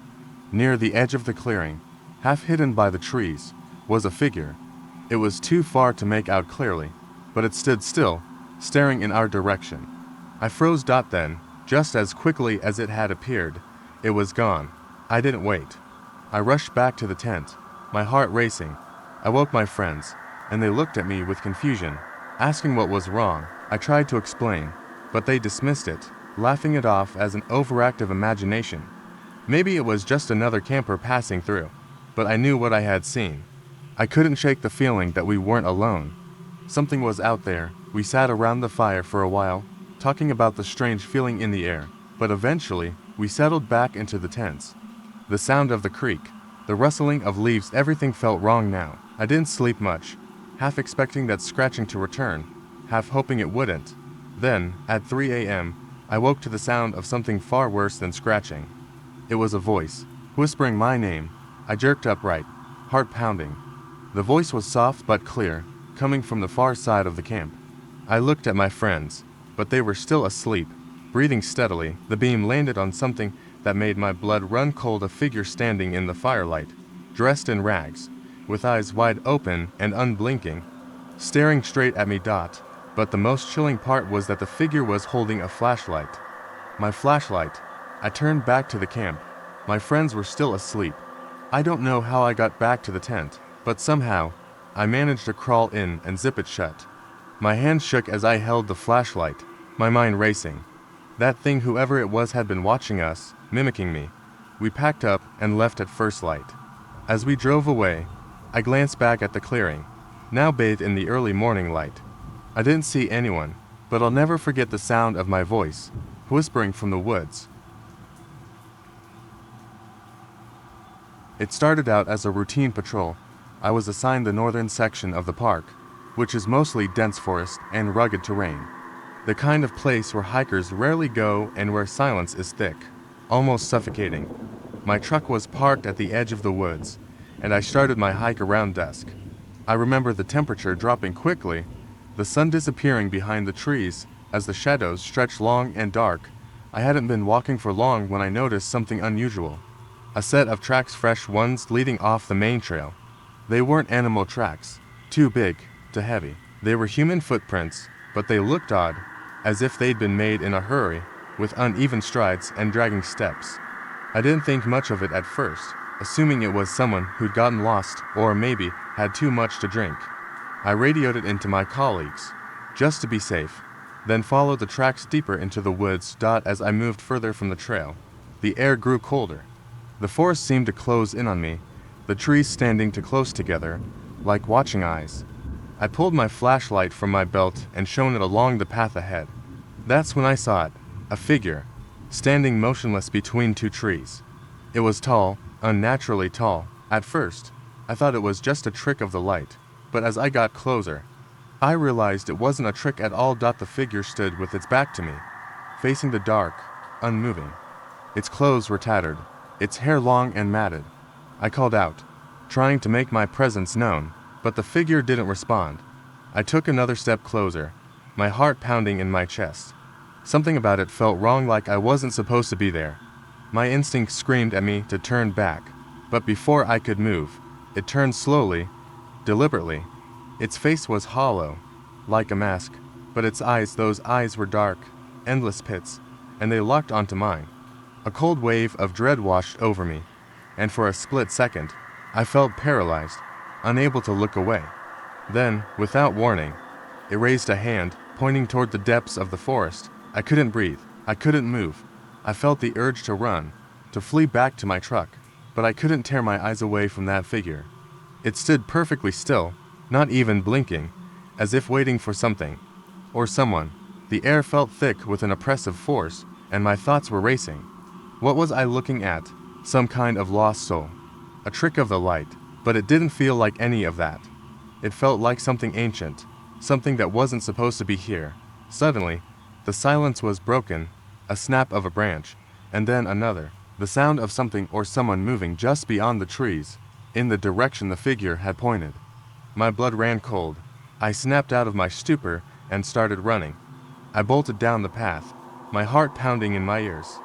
But I couldn't shake the feeling that something was following me. I dared not look back, but I could feel a movement in the trees, the sound of leaves rustling, soft footsteps just behind me. My radio crackled, but I couldn't answer. I was too out of breath, too terrified.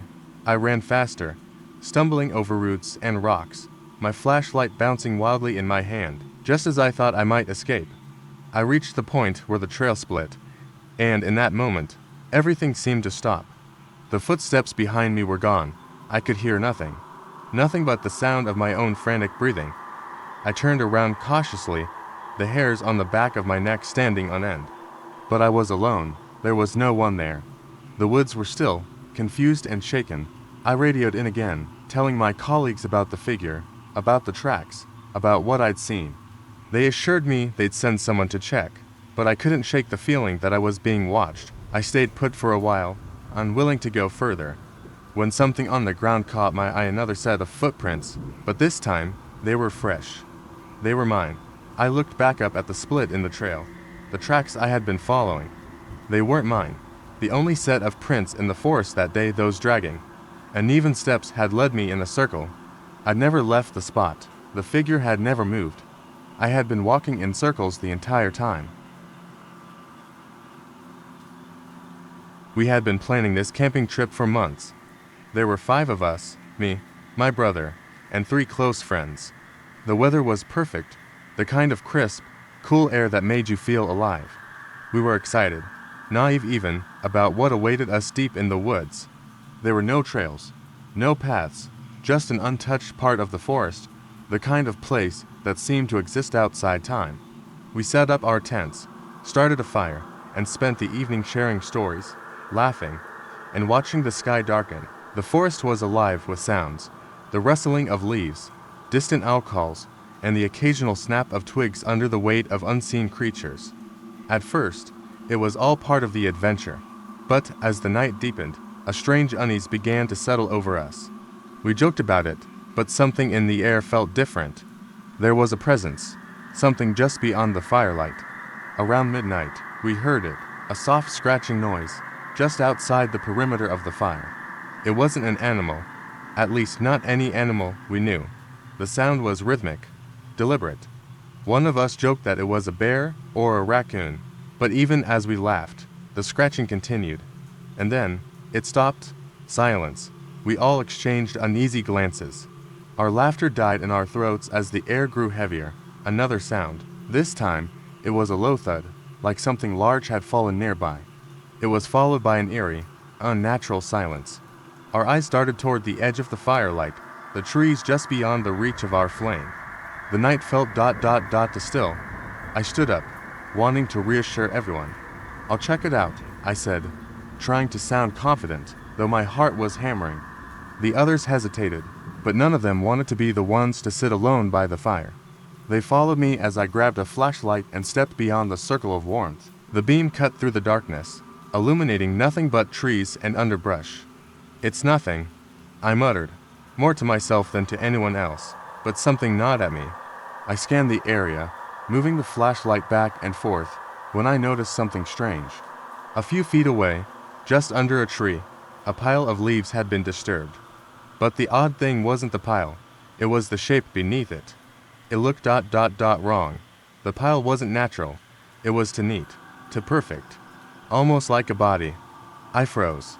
Then I heard it, a soft, shallow breath, too close, too real. It came from just behind me. I whipped around, my heart skipping a beat. But there was nothing but darkness. "What is it?" My brother's voice trembled behind me. The others stood just out of the flashlight's reach, their faces pale in the dark. "Stay here," I whispered, taking a step forward toward the strange pile. The flashlight's beam quivered in my hand as I moved closer, my feet crunching on the dry leaves. I reached down to move the leaves, and then I saw it. A hand, pale, twisted, and partially buried. The hand of something human. No, the fingers were too long, too thin, the nails sharp and yellow. I jerked back, but as I did, something in the trees above moved. My eyes shot upward, but there was nothing, just the rustling of leaves in the wind. Then I heard the voice. It was faint at first, but growing clearer. A whisper, "Help? Me, please." I didn't want to turn around. I couldn't. I knew something was behind me. I could feel it. I turned, and there it was, a face, not far off. It was pale, gaunt, with eyes that seemed too wide, too empty. The mouth stretched into a twisted grin that was more of a sneer, the skin hanging loosely, as if it had been drained of life. It didn't belong there. It didn't move like anything I had ever seen. It was too still, too unnatural. I screamed. The others bolted into motion, running, but the thing's gaze never left me. I backed away slowly, my heart pounding in my ears, my breath shallow and quick. I almost tripped over my own feet as I turned and sprinted toward the fire.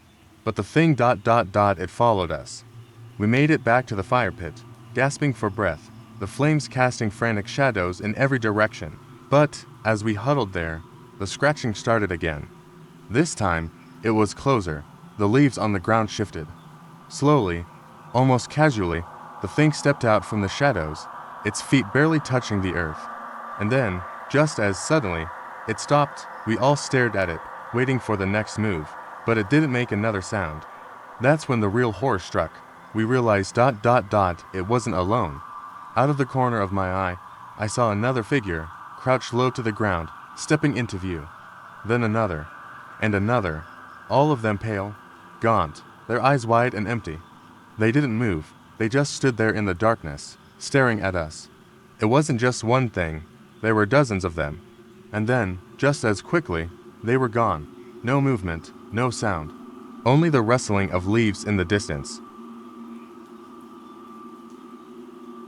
It was supposed to be a simple camping trip, for friends, a weekend in the woods, and a chance to disconnect from everything. No one expected it to turn into something we'd never forget. We arrived at the campsite late, after dark. The woods were thick with trees, the kind that seem to close in on you when you're not looking. We set up the tent, started a fire, and cracked open some beers, the usual routine. But there was something off about the place, something I couldn't quite put my finger on. The air felt too still, and the firelight flickered in a way that seemed unnatural, as if it were fighting against something. Around midnight, after we'd all had a few drinks, we decided to go for a walk. The moon was full, casting an eerie light through the trees. We followed an old trail, the ground soft underfoot, the leaves rustling faintly as we walked. I remember feeling like we were being watched, but we all laughed it off as just being the woods at night. Then, we found the cabin. It was tucked away behind a thick wall of trees, barely visible until we were almost on top of it.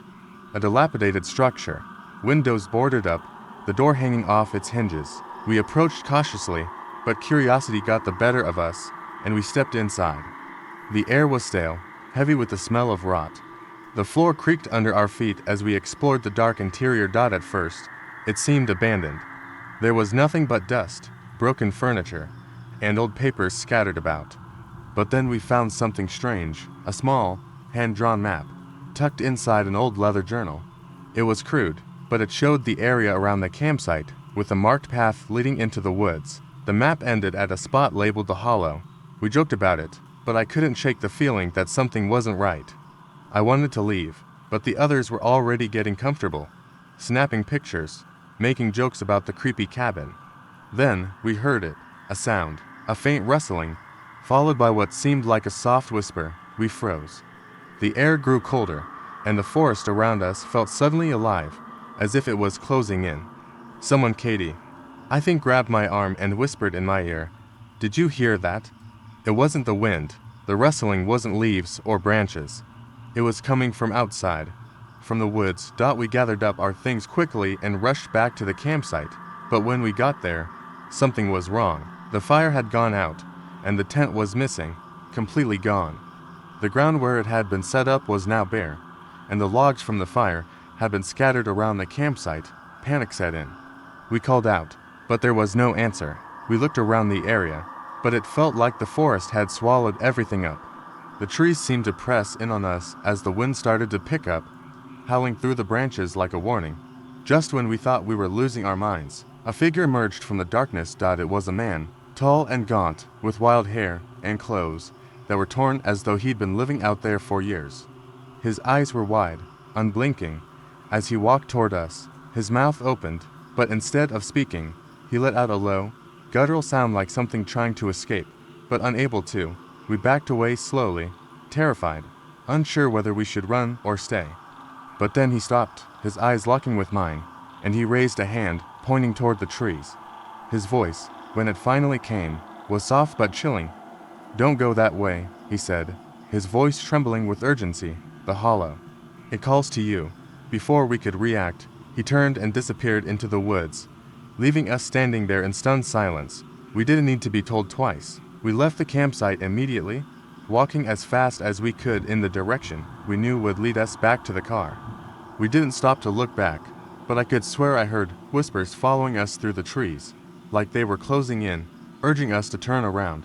When we finally reached the car, we jumped in and drove straight home, not daring to speak until we were well out of the woods. But here's the thing. That map we found in the cabin, it wasn't just a map. We didn't realize it at the time, but it had a date on it, today's date. And when I went to throw it away, I saw something that made my skin crawl. A new mark had appeared, right near the spot where the hollow was. A single word, written and scrawled, uneven handwriting. You thought it hadn't been there before. And now it was. We never spoke of that night again. But I swear, I hear those whispers sometimes, late at night, when the wind is just right. It started out as a typical camping trip with my closest friends. We had all been looking forward to this weekend for months: fresh air, good food, and nights spent telling ghost stories around the fire. There were 6 of us, a tight-knit group, heading out to a secluded spot deep in the woods. It was a place we had visited a few times before, always quiet and peaceful. This time, though, something felt off from the start. The sun had just begun to set when we arrived at our campsite. The trees were dense, the air thick with the smell of pine. We set up our tents and unpacked, laughing as we worked. But there was something unnerving about the silence that surrounded us. No birds, no insects, just a heavy, eerie quiet that made my skin prickle. That night, we built a fire. The flames flickered in the dim light, casting long, dancing shadows on the trees around us. We joked and told stories, but the air felt thick, like something was watching us. I kept glancing over my shoulder, but there was nothing there. Just the dark woods stretching out behind our campsite. Around midnight, as the fire began to die down, we heard a noise, something moving through the brush near the edge of our camp. It was faint at first, like footsteps, but quick and deliberate, too deliberate to be an animal. My heart started pounding, but I tried to shake it off. "Probably just a deer," I muttered, trying to sound confident, but the footsteps kept coming, closer. The hair on the back of my neck stood up as I listened. It was too rhythmic, too precise to be an animal. The others heard it too, and they fell silent. We all turned to look at the edge of the trees where the sound was coming from. For a long, tense moment, nothing moved. Then, just as I was about to suggest we go investigate, a figure appeared at the edge of the fire. It was tall, its limbs unnaturally long and thin. At first, I thought it was just a person, but as it stepped closer, I realized there was something wrong with it. Its skin was pale, almost sickly, and its face was completely blank. No expression, no features. It didn't move like a human, its body jerking unnaturally with each step. Panic surged through me. My friends were frozen, unable to speak, too terrified to even breathe. The figure didn't say a word, just stood there, staring at us. I thought I saw its mouth twitch, but I couldn't be sure. And then, just as quickly as it had appeared, It vanished into the darkness without a sound. We sat there in silence for what felt like hours, none of us daring to speak. Finally, one of us stood up, voice trembling, saying we should pack up and leave. I agreed immediately, and we hastily gathered our things, trying to ignore the feeling of eyes watching us from the trees. We drove through the night, barely speaking, all of us on edge, but the feeling of unease never left. It wasn't until the next day, when we were back in the safety of our homes, that the real horror began. I was checking through the photos we had taken during the trip when I noticed something strange in one of the shots. It was a picture of our campsite, taken before the figure appeared. In the background, just at the edge of the firelight, there was a figure tall, thin, and just barely visible, blending into the shadows behind the trees. I had no memory of seeing it when the photo was taken. I showed the others, and they all gasped. They remembered the moment clearly. The figure wasn't there when we took the picture, but now it was. We couldn't stop thinking about it. We compared other photos from the trip, but none showed anything unusual. Just the one. The more we discussed it, the more unsettling it became. I decided to zoom in on the figure, and when I did, my stomach dropped. I could see it now, clearer than before. The shape wasn't just standing there, it was looking right at us. Its eyes were dark, empty holes, like someone had carved them out. That's when I realized the most terrifying thing of all. The figure we saw by the fire wasn't the same as the one in the photo. The one we had seen in the photo had been standing there the entire time watching us. The one by the fire had never moved. It was never real. We hadn't been looking at a person at all. We had been looking at a reflection of ourselves, and that figure was still out there. It was supposed to be a fun weekend getaway. My friends and I, Rachel, Tom, and Jake, had been planning our camping trip for weeks. We chose a remote site deep in the woods, far away from city lights and noise, promising ourselves a weekend of relaxation and adventure. The air was crisp when we arrived, the sun shining bright overhead as we set up our tents by a small, glimmering lake. As night fell, we gathered around the campfire, roasting marshmallows and sharing ghost stories. The flickering flames cast eerie shadows on the trees, creating an atmosphere that was both cozy and a little unnerving. After a while, Rachel suggested we play a game of truth or dare, which seemed harmless enough. We laughed, teased each other, and drank a few beers while the fire crackled. As the night wore on, a thick fog rolled in, blanketing the forest and muffling the sounds of the night. The laughter died down, and a strange quiet settled over us, broken only by the occasional snap of twigs in the distance. That's when I noticed the feeling of being watched. I brushed it off as paranoia, but I couldn't shake the sensation that something was lurking just beyond the reach of our firelight. Hey, did anyone else feel that?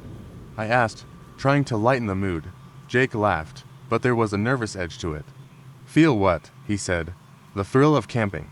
Come on, we're fine. We decided to head to our tents for the night, but sleep didn't come easily. I lay in my sleeping bag, listening to the sounds of the forest, the rustle of leaves, the distant call of an owl. Suddenly, I heard something else, a faint whispering that seemed to float through the air. I sat up, straining to listen. The voices were indistinct, but they felt close, too close. I could feel my heart pounding in my chest. Rachel, I whispered, not wanting to alarm her. Do you hear that? She groaned and pulled the sleeping bag over her head. Hear what? Just go to sleep. But I couldn't. The whispers grew louder, more insistent, and I felt compelled to get out of my tent. I unzipped it quietly and stepped out, the cool air hitting my skin. The fog was thick, swirling around me, and the fire had died down to embers, casting dim, flickering shadows. I turned toward the woods where the whispers seemed to come from. The trees loomed tall and dark, their branches swaying gently. I felt drawn to them, as if the whispers were calling my name. Just as I took a step forward, I heard the unmistakable sound of footsteps behind me. My heart leapt into my throat, and I turned to find Jake standing there, looking equally bewildered. Did you hear it too? He asked, his eyes wide with fear. Yeah, I replied, glancing back toward the trees. It's coming from over there. We stood there for a moment, caught between curiosity and dread, when Tom and Rachel emerged from their tents, groggy and confused. What's going on? Tom asked, rubbing his eyes. We heard voices, I explained, and as I did, the whispers intensified, almost as if they were responding to us. The four of us stood together, the fear palpable in the air. Suddenly, as if on cue, the whispers faded, and a silence fell over the woods. We looked at each other, our breaths visible in the chilly night air. "Let's get back to the fire," Rachel said, her voice shaky. We hurried back, relieved to be in the warmth of the remaining embers. As we sat together, the tension slowly eased, though we couldn't shake the feeling that something had watched us that night. Eventually, exhaustion overtook us, and we all crawled back into our tents, vowing to leave early in the morning. When dawn broke, we packed up quickly, eager to escape the strange occurrences of the night before. We drove home with a sense of relief, but deep down, I knew the forest held secrets I would never understand. To this day, I wonder what those whispers meant and if they were meant for us at all. It was a crisp autumn evening when my friends and I decided to go camping deep in the woods, far away from civilization. We were a group of four: Yana, Matt, Aaron, and me. The trees were ablaze with fall colors, and the air smelled fresh and earthy. We set up our camp near a small clearing, just off a winding path that we had traveled earlier that day. As the sun dipped below the horizon, we gathered around the fire, roasting marshmallows and sharing ghost stories, each one more ridiculous than the last. As the fire flickered, Yana suggested we go for a night hike. The idea sent a thrill through the group, fueled by both the adrenaline of our earlier laughter and the eerie beauty of the forest at night. We grabbed our flashlights and ventured down the dark trail, the shadows of the trees stretching ominously around us. The further we walked, the thicker the darkness became, and I could feel a strange tension in the air, like something was watching us. As we walked deeper into the woods, an unsettling noise broke the silence. It started as a faint rustling, but quickly escalated into a series of loud, clanking sounds. My heart raced, and I felt a chill run down my spine. The noise was accompanied by an odd flickering light that appeared in the distance. It danced like a candle, illuminating the nearby trees. "Do you see that?" Matt whispered, his voice barely audible. We all stopped, squinting into the darkness. The light grew closer, revealing a series of figures in white masks, each carrying a flickering lantern. They seemed to glide along the path, moving with a deliberate slowness that made my skin crawl. I could see chains wrapped around their bodies, clinking together as they moved. Panic surged through us. I instinctively grabbed Gina's arm, pulling her back into the shadows of the trees. We crouched behind a thick bush, our breaths coming in quick gasps. The figures drew closer, and as they passed by, I caught a glimpse of their empty, hollow eyes staring straight ahead. My heart thundered in my chest, a primal instinct telling me to run, but fear held us frozen in place. As they moved out of sight, the air felt heavy with dread. I couldn't shake the feeling that they were searching for something or someone. We sat in silence, barely daring to breathe, until the last of the figures disappeared into the darkness. After what felt like hours, we finally dared to emerge from our hiding place.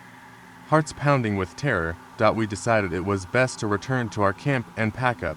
But as we turned back, we were greeted by an even more horrifying sight. Our campsite was in disarray.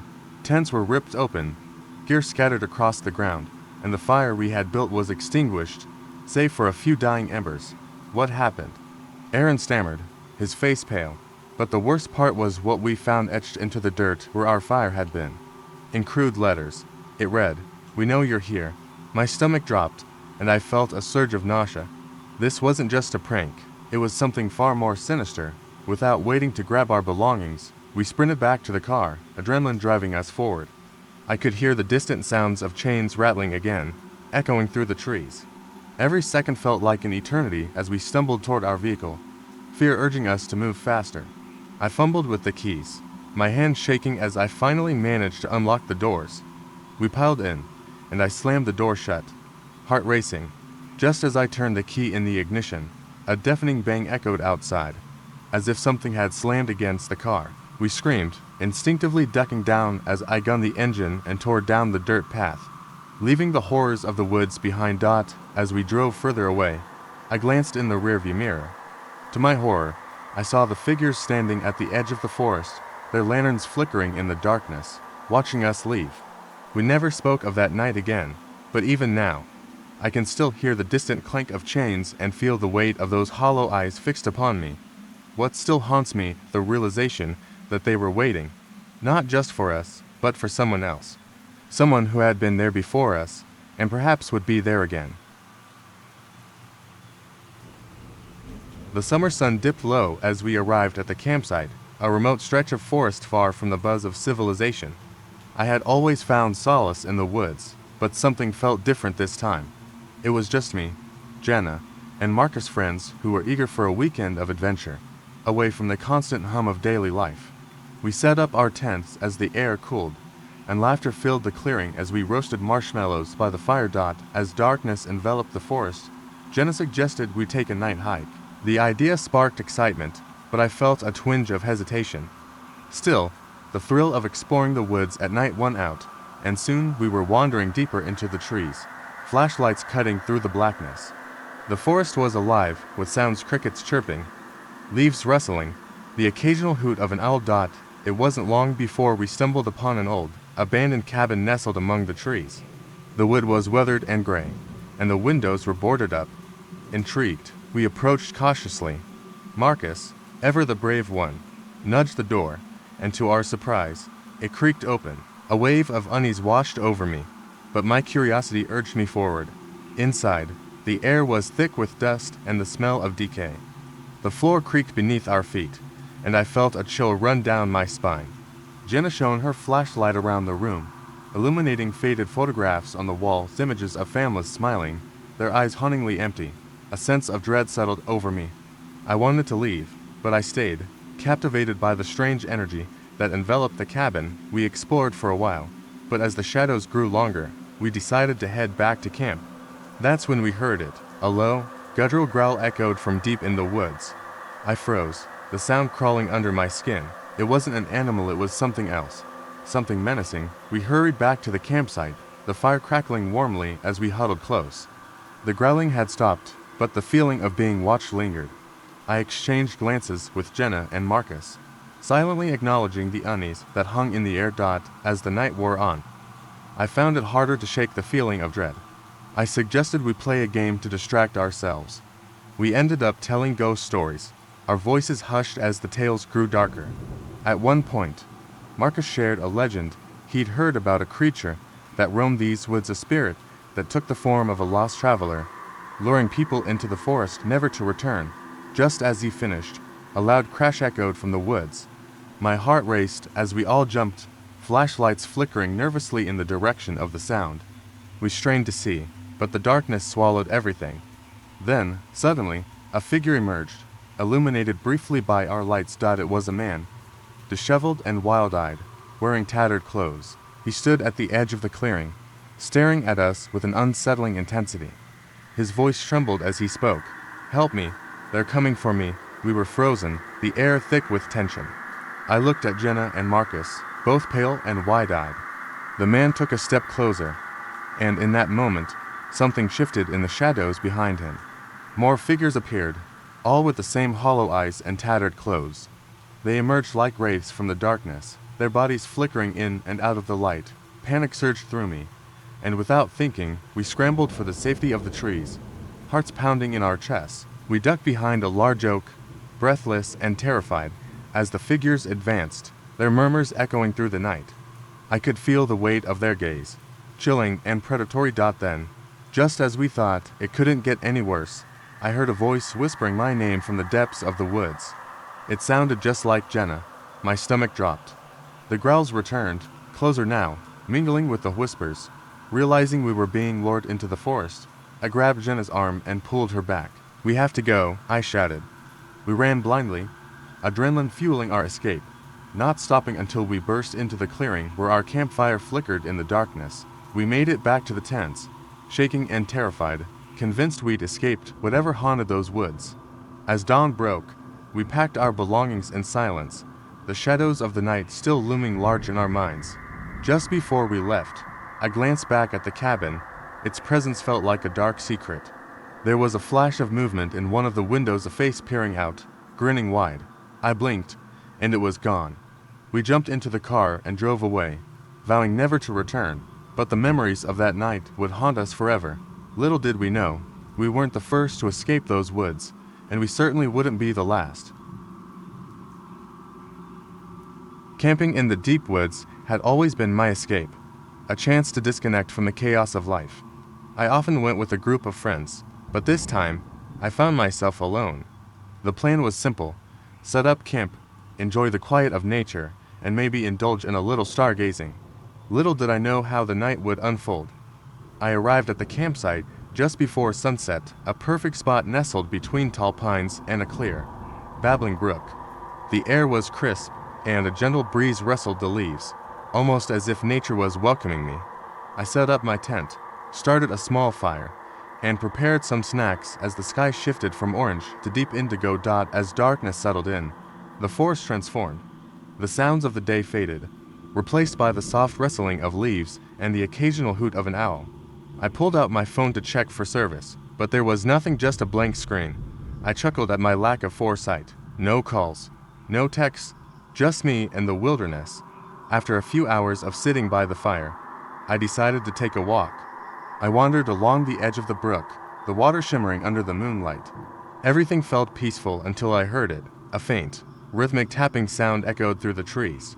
I froze, straining to identify the source. At first, I thought it was my imagination, but then I heard it again, clearer this time. The sound was similar to someone lightly banging a stick against a tree. Curious, I decided to follow it. As I moved deeper into the woods, the tapping grew louder, and with it came an unsettling feeling that made my skin prickle. Suddenly, the tapping stopped. An uncomfortable silence enveloped the area, the usual sounds of the forest replaced by an eerie stillness. My heart raced as I stood there, adrenaline coursing through me. I turned back toward the campsite, but paused when I caught a glimpse of something between the trees. A figure, cloaked in shadow, stood still, its head tilted slightly as if observing me. I squinted, trying to make out any features, but it was just a dark silhouette. Panic surged within me, and I took a step back. The figure moved, its outline blurring as it stepped further into the darkness, disappearing completely. I turned on my heel and ran back to the fire. My pulse pounding in my ears, I collapsed into my camping chair, trying to calm my racing heart. I reassured myself that it was probably just an animal, but the fear gnawed at me. The fire crackled loudly, illuminating the surrounding trees and keeping the darkness at bay, but my unease lingered. After a few minutes, I mustered the courage to poke the fire and try to shake off the dread. Just as I did, I heard a rustling in the bushes nearby. My heart sank. I grabbed the flashlight, shining it toward the sound. Nothing. I felt like a child again, afraid of the monsters lurking in the dark. As I sat there, a movement caught my eye from the corner of the clearing. A figure emerged from the trees, this time much closer. I stood up abruptly, ready to confront whatever it was. The flashlight beam revealed a woman, pale and disheveled, her eyes wide with terror. She raised her hands, trembling. "Please help me," she whispered, her voice barely audible over the crackling fire. "What happened?" I asked, stepping forward. "They're coming for me," she stammered, looking over her shoulder. "I don't know what they want, but they won't stop." My instincts kicked in, and I gestured for her to sit by the fire. "You're safe here." "Who is coming?" Just then, I heard it again, the rhythmic tapping, now closer than before. The woman's eyes widened further, and she let out a small whimper. I felt a chill creep up my spine as I glanced into the darkness, the tapping now turning into a chorus of discordant knocks. Suddenly, the fire flickered violently, as if something had passed through the light. I turned to look at the woman, but she had vanished. My heart dropped, and I stumbled back, casting the flashlight all around me. I felt the ground shift beneath my feet, the world tilting as panic set in. Then I heard her voice, echoing from the darkness. "They're here." I stumbled back to the tent, desperate to escape whatever was haunting me. As I unzipped the door and stepped inside, I took a breath to steady myself. I closed my eyes, hoping to wake up from this nightmare. When I opened them, the scene had changed. My campsite was now empty, devoid of any trace of my tent or the fire. All that remained was a crude drawing etched into the dirt where my campfire once burned. It read simply, "We will find you." I stumbled back, realizing I wasn't alone. The rhythmic tapping returned, echoing through the trees, but this time I was not the one being hunted. I had become part of their twisted game, and the night was just beginning. I was working the night shift as a park ranger, a job I had loved since I began. It was late October, and the forest had a magical quality about it, with the leaves turning vibrant shades of red and gold. That night, the air was thick with an unsettling stillness. I had just finished checking the trails and was preparing to return to the ranger station when the radio crackled to life. A voice emerged, shaky and frightened. It was a family camping about a mile deep in the woods. They said they heard something outside their tent, something big that had been pacing around for hours. I could hear the panic in the father's voice, urging me to come quickly. I reassured him, telling him it was probably just a bear. I grabbed my flashlight and set off down the winding path, hoping to ease their fears. The moonlight barely penetrated the dense canopy above, casting eerie shadows that danced with the rustling leaves. As I moved deeper into the woods, I felt a chill run down my spine. The sound of my boots crunching on fallen twigs was the only noise accompanying me. I turned on my flashlight, the beam cutting through the darkness, and I called out to the family as I approached their campsite. The tent stood eerily still, the only movement coming from the wind tugging at the flaps. My heart raced as I called out again, but there was no response. The father had promised they would be awake, but it was as if the night had swallowed them whole. I stepped closer and noticed the tent zipper was slightly open. Something was off. I cautiously unzipped the tent and shined my flashlight inside. It was empty. The sleeping bags lay sprawled across the ground, still warm, but there was no sign of the family. Panic surged through me as I stepped back and scanned the area. That's when I heard a low growl emanating from the trees. It was not an animal's growl. It sounded human, guttural and strained. I turned the flashlight toward the sound, heart pounding as I caught a glimpse of something moving behind the trees. A figure, tall and gaunt, emerged from the shadows. It looked like a man, but was far too thin, its limbs elongated and twisted. It didn't walk. It glided toward me, its eyes reflecting the light like two coals burning in the night. I stumbled backward, fear gripping me as it stepped closer. I spun around and bolted back down the path, adrenaline surging through my veins. The growl grew louder, now accompanied by footsteps that echoed behind me. I dashed through the underbrush, branches clawing at my clothes. I dared not look back, focusing instead on the beam of my flashlight slicing through the darkness ahead. As I neared the main trail, I could feel the figure closing in. My heart raced, each beat pounding in my ears. I burst onto the main road, my breath ragged. Just as I thought I was safe, I tripped over a tree root and fell hard onto the dirt, the flashlight skidding away from my grasp. The growl was deafening now, a horrible cacophony of rage and desperation. I scrambled to my feet and reached for the flashlight, but as my fingers closed around the cool metal, I felt a hot breath on my neck. I froze, terror coursing through my body. With a sudden rush of instinct, I turned and swung the flashlight behind me, shining the beam into the face of my pursuer. But it wasn't the terrifying creature I expected. Instead, it was a deer doe with big, frightened eyes. It stood frozen, staring at me, seemingly just as scared as I was. I stood there, bewildered, the growling sound fading into the night. It dawned on me that the family had probably packed up and left in fear. I took a deep breath and gathered my thoughts, glancing around. There were no signs of the creature, just the rustling leaves and the gentle sway of the trees. When I made my way back to the ranger station, I realized that sometimes our minds can conjure the most terrifying monsters. In the stillness of the woods, fear had twisted my perception of reality. The shadows played tricks on me, and the fears of the night had become a tangible monster. Yet, as I sat down at my desk, I couldn't shake the feeling that I was still being watched. Something lurked beyond the trees, just out of sight, reminding me that the dark holds more than just the fear of what we see. It also contains the shadows of our imagination. I've spent years working as a park ranger in the deep woods. My shifts usually consisted of monitoring trails, checking campsites, and ensuring visitors adhered to safety guidelines. Autumn had set in, painting the forest in a tapestry of orange and crimson. The air felt electric, tinged with an anticipation I couldn't quite shake. On this particular evening, I was tasked with patrolling a remote campsite that had recently reported some strange disturbances. As the sun dipped below the horizon, I grabbed my flashlight and set off along the narrow trail leading to the site. The shadows grew longer, twisting into menacing shapes among the trees. The silence felt thick, almost suffocating. I brushed off the unsettling feeling and focused on my job. After all, I had encountered my fair share of oddities in the woods. When I arrived at the campsite, I noticed it was unusually quiet. The fire pit lay cold, and the tents stood like sentinels, their flaps flapping gently in the breeze. I called out to see if anyone was around, but received no answer. A tingle of unease prickled my spine. I began checking the tents one by one. The first tent was empty, save for some gear strewn about. The second tent, however, caught my attention. I unzipped the flap and peered inside. It was dark, the light from my flashlight barely illuminating the space. I stepped in and felt a chill sweep over me. The sleeping bags were rolled up, but something was off. There was a half-eaten granola bar lying on the ground, and a backpack was haphazardly tossed in the corner.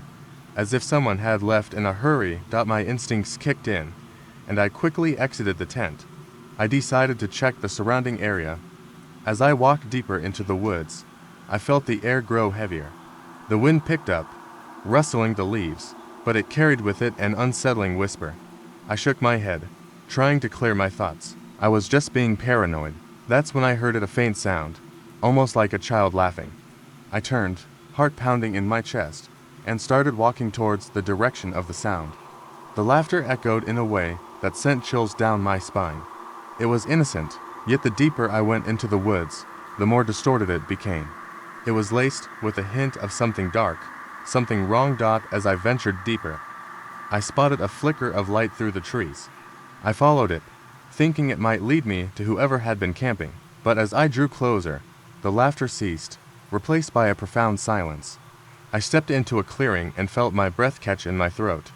There, in the center, stood a massive tree, its gnarled branches reaching out like skeletal fingers. At the base of the tree lay a circle of stones, each one covered in strange markings. I crouched to examine them, feeling a sense of dread wash over me. Just then, I heard rustling behind me. I whipped around, flashlight beams slicing through the darkness. Nothing was there.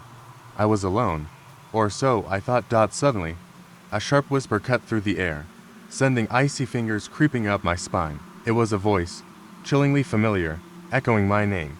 I stumbled backward, heart racing, realizing it sounded just like my sister. Confused and terrified, I called out, asking if anyone was there. The whispers intensified, now blending into a cacophony of voices, all calling my name. My heart pounded louder, drowning out the chaos. I felt disoriented, panic threatening to take hold. Then I spotted something moving in the shadows, a figure darting between the trees. I trained my flashlight on it, revealing a face that made my blood run cold. It was a child, eyes wide and terrified, a look of pure horror etched on her face. I rushed toward her, ready to ask if she was lost. But as I reached her, she opened her mouth, and an unearthly scream erupted from her. The sound shattered the night, reverberating in my chest. I stumbled backward, realizing the child's face was not just frightened, but twisted, warped into something inhuman. I turned to run, but felt a tug on my shirt, yanking me back. I looked down to see skeletal hands emerging from the ground, grasping at me. I screamed and broke free, sprinting back toward the trail, adrenaline coursing through my veins. When I finally reached the safety of my vehicle, I locked the doors, heart racing, hands trembling. I looked back at the woods, expecting to see something, anything, but there was nothing. The eerie laughter had returned, ringing in my ears, echoing my deepest fears. That night, I didn't sleep. I sat in my truck, shaken, the forest looming dark and silent around me. As dawn broke, I vowed never to return to that spot, never to speak of it again. I thought about the child I saw, and the sinister whispers that echoed through the trees. I knew one thing for certain: the woods were alive with secrets, and some truths were best left buried. A group of us, close friends from college, had made the trek to a remote camping spot we'd heard about from a local guide. It was tucked deep into the forest, miles away from any roads, a place that felt almost untouched by civilization. The first night went by without incident. We set up camp, roasted marshmallows, and told ghost stories around the fire. The weather was cool, the sky clear, and the sounds of the forest were oddly calming. The air smelled fresh, the kind of wilderness aroma you can only experience when you're far from human habitation. After a while, we retired to our tents, falling asleep to the rustling of leaves in the trees. But the second night felt different. Something about the woods seemed off. I woke up in the middle of the night, disoriented, my heart thumping loudly in my chest. At first, I thought it was just a bad dream, but then I realized that I wasn't alone. I heard footsteps, light but deliberate, moving just outside the tent. I froze, holding my breath, trying to make sense of the sound. My friend Jake was beside me, still asleep. I couldn't wake him. I didn't want to scare him, and I was too terrified to move. The footsteps stopped, and the night fell silent again, but my unease didn't subside. Something was out there, something moving in the darkness, watching us. I lay still, counting the seconds, trying to convince myself it was just an animal, maybe a deer or some other creature, passing by. But then, I heard it, a low whisper. It came from just beyond the tent, too soft to make out the words, but unmistakable in its intent. The whispering voice sounded like it was calling my name. I was certain of it. I waited until the whisper faded before slowly unzipping the tent. I peered outside, scanning the area, but the campfire had long since gone out, and the woods were bathed in darkness. There was no movement, no sound, just the eerie quiet of the forest at night. But something caught my eye, something that made my stomach twist in knots. Near the edge of the camp, just outside the light's reach, I saw a figure standing motionless, its back to me. It was tall and thin, with ragged clothes that looked like they'd been worn for years. I couldn't make out any features, just the silhouette of a person. They weren't moving, they weren't even breathing. It was as though they were waiting for something, or someone. I had to act. I grabbed Jake and shook him awake, whispering frantically for him to stay quiet. We weren't alone. But when we both looked back toward the figure, it was gone. I don't know how long we stood there, but when we dared to move, it felt like every sound in the forest was amplified. The crackling of leaves underfoot, the rustle of branches swaying in the wind, it all felt like a threat. We decided to wake the others. No one argued when we suggested packing up and leaving. As we gathered our things, the whispers returned, faint but insistent. They seemed to follow us, circling our camp, getting louder with every step we took toward the wood's edge. It wasn't just one voice anymore. There were multiple voices, all murmuring in low tones, just out of reach. The hike back to the car was unnerving, each rustle in the trees making us jump. But it wasn't until we reached the clearing near the trail head that we felt the true weight of the situation. There, in the moonlight, stood a line of figures, tall, thin, all wearing the same tattered clothes. They were more than we had seen before. They were standing perfectly still, as though they had been waiting for us the entire time. I froze in place, my heart pounding in my ears, but I didn't want to look away. I could feel their eyes on us, even though I couldn't see their faces. It was like they were staring right into our souls. Then, as if on cue, they all turned their heads in unison. And at that exact moment, we heard the most chilling sound, a child's laughter, clear and high-pitched, echoing from the woods. And that's when we understood. Those figures, those voices, they weren't human. They were something else. Something that had been waiting for us, something that fed off our fear. The child's laughter wasn't just eerie, it was mocking. It was as if they were toying with us, waiting to see how long it would take for us to realize that we were never supposed to leave the woods. We ran. We didn't look back, and when we reached the car, I thought it was over. But when I glanced in the rearview mirror, I saw something that made my blood run cold. A pair of eyes staring at me from the back seat, reflecting in the darkened glass. They were the eyes of a child. That was the last time I ever set foot in those woods. And I know now that some things are better left unexplored, because in those forests, the trees aren't the only thing that watches you. It started on a late autumn night when a friend and I decided to explore an abandoned house just outside of town. It had been empty for decades, the kind of place that fueled urban legends. People whispered about lights flickering in the windows and strange noises coming from inside. Naturally, we were curious, the way only young people, with nothing better to do, could be. The house was enormous, its wooden frame sagging under the weight of neglect. The windows were broken, and the front door hung on rusted hinges. We had brought flashlights, but I remember the beams barely cutting through the dense darkness inside. The air smelled of mildew and rot. Leaves crunched underfoot as we stepped onto the warped floorboards. The entryway opened into a cavernous living room. Furniture draped in white sheets stood like ghosts in the gloom. A grand staircase loomed to the left, its banister coated in cobwebs. We agreed to start upstairs, feeling braver together. The steps groaned beneath our weight, each creak reverberating through the empty house. As we reached the landing, I noticed the unsettling silence. No wind, no animal sounds. It was as if the world outside had ceased to exist.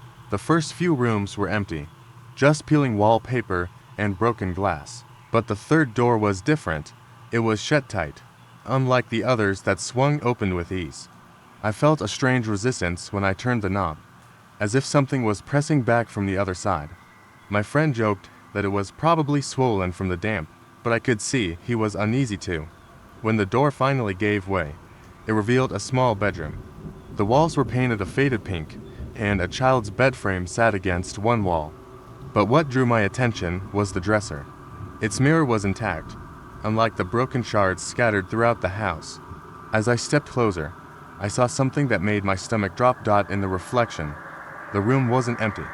There was a figure standing in the corner. It was a man, tall and thin, his face obscured by shadows. I spun around, flashlight sweeping the corner, but there was no one there. I glanced back at the mirror, and the figure was gone. My friend had seen it too. He was pale, his flashlight shaking slightly. Neither of us said a word, but we backed out of the room. Shutting the door firmly behind us, we decided to leave, suddenly feeling like we had overstayed our welcome. As we descended the staircase, I felt a prickling sensation at the back of my neck, like we were being watched. I kept glancing over my shoulder, but there was nothing. The house seemed darker now, the air heavier. Just as we reached the front door, we heard it. A loud crash from upstairs, as if something heavy had fallen. My friend looked at me, his eyes wide. Against my better judgment, I suggested we check it out. I didn't want to be the person who ignored something like that, only to regret it later. We crept back up the stairs, every creak of the wood amplifying the tension. The crash had come from the same bedroom. This time, the door was slightly ajar. Pushing it open, we found the room exactly as we had left it except for the mirror. It was shattered, shards of glass littering the floor. The frame was twisted, almost as if it had been torn apart by something stronger than human hands. I knelt to pick up a shard, curiosity overriding fear. That was when I noticed something chilling. The pieces of glass reflected not just us, but the entire room except for the space behind us. It was blank, a void where the rest of the room should have been. I dropped the shard and stumbled back, my breathing ragged. That was when we heard the whisper. It wasn't loud, but it was unmistakable. A single word, drawn out and raspy. Leave. It didn't sound like a plea or a warning. It sounded like a command. My friend didn't wait. He bolted down the stairs, and I was right behind him. We didn't stop running until we were outside, gasping for air. The house stood silent and still, its dark windows staring back at us. But, as we turned to leave, I saw something in the upper window. A shadow. Unmoving. Watching us. We drove back to town in silence, neither of us wanting to talk about what had happened. But later that night, as I lay in bed, I noticed something chilling. The mirror in my bedroom, which I had owned for years, had a crack running through it. And in that crack, faintly, I could see the outline of a figure. A group of us decided to escape the stress of city life and go camping in the woods. We were all seasoned campers, so the plan was straightforward. Hike deep into the forest, set up camp, and enjoy the serenity away from everything. We left early on Saturday morning, eager to disconnect from the world. The forest was dense, the kind of place where sunlight barely reaches the forest floor. As we hiked in, the air grew colder, and the trees seemed to close in around us. The path narrowed, and the only sound was our footsteps crunching through the underbrush. There was something eerie about it, but none of us said anything. We were too excited to let our nerves get the best of us. By the time we found a clearing, the sun was beginning to set. We set up camp quickly, gathering wood for a fire. The wind picked up, whistling through the branches, sending shivers down my spine.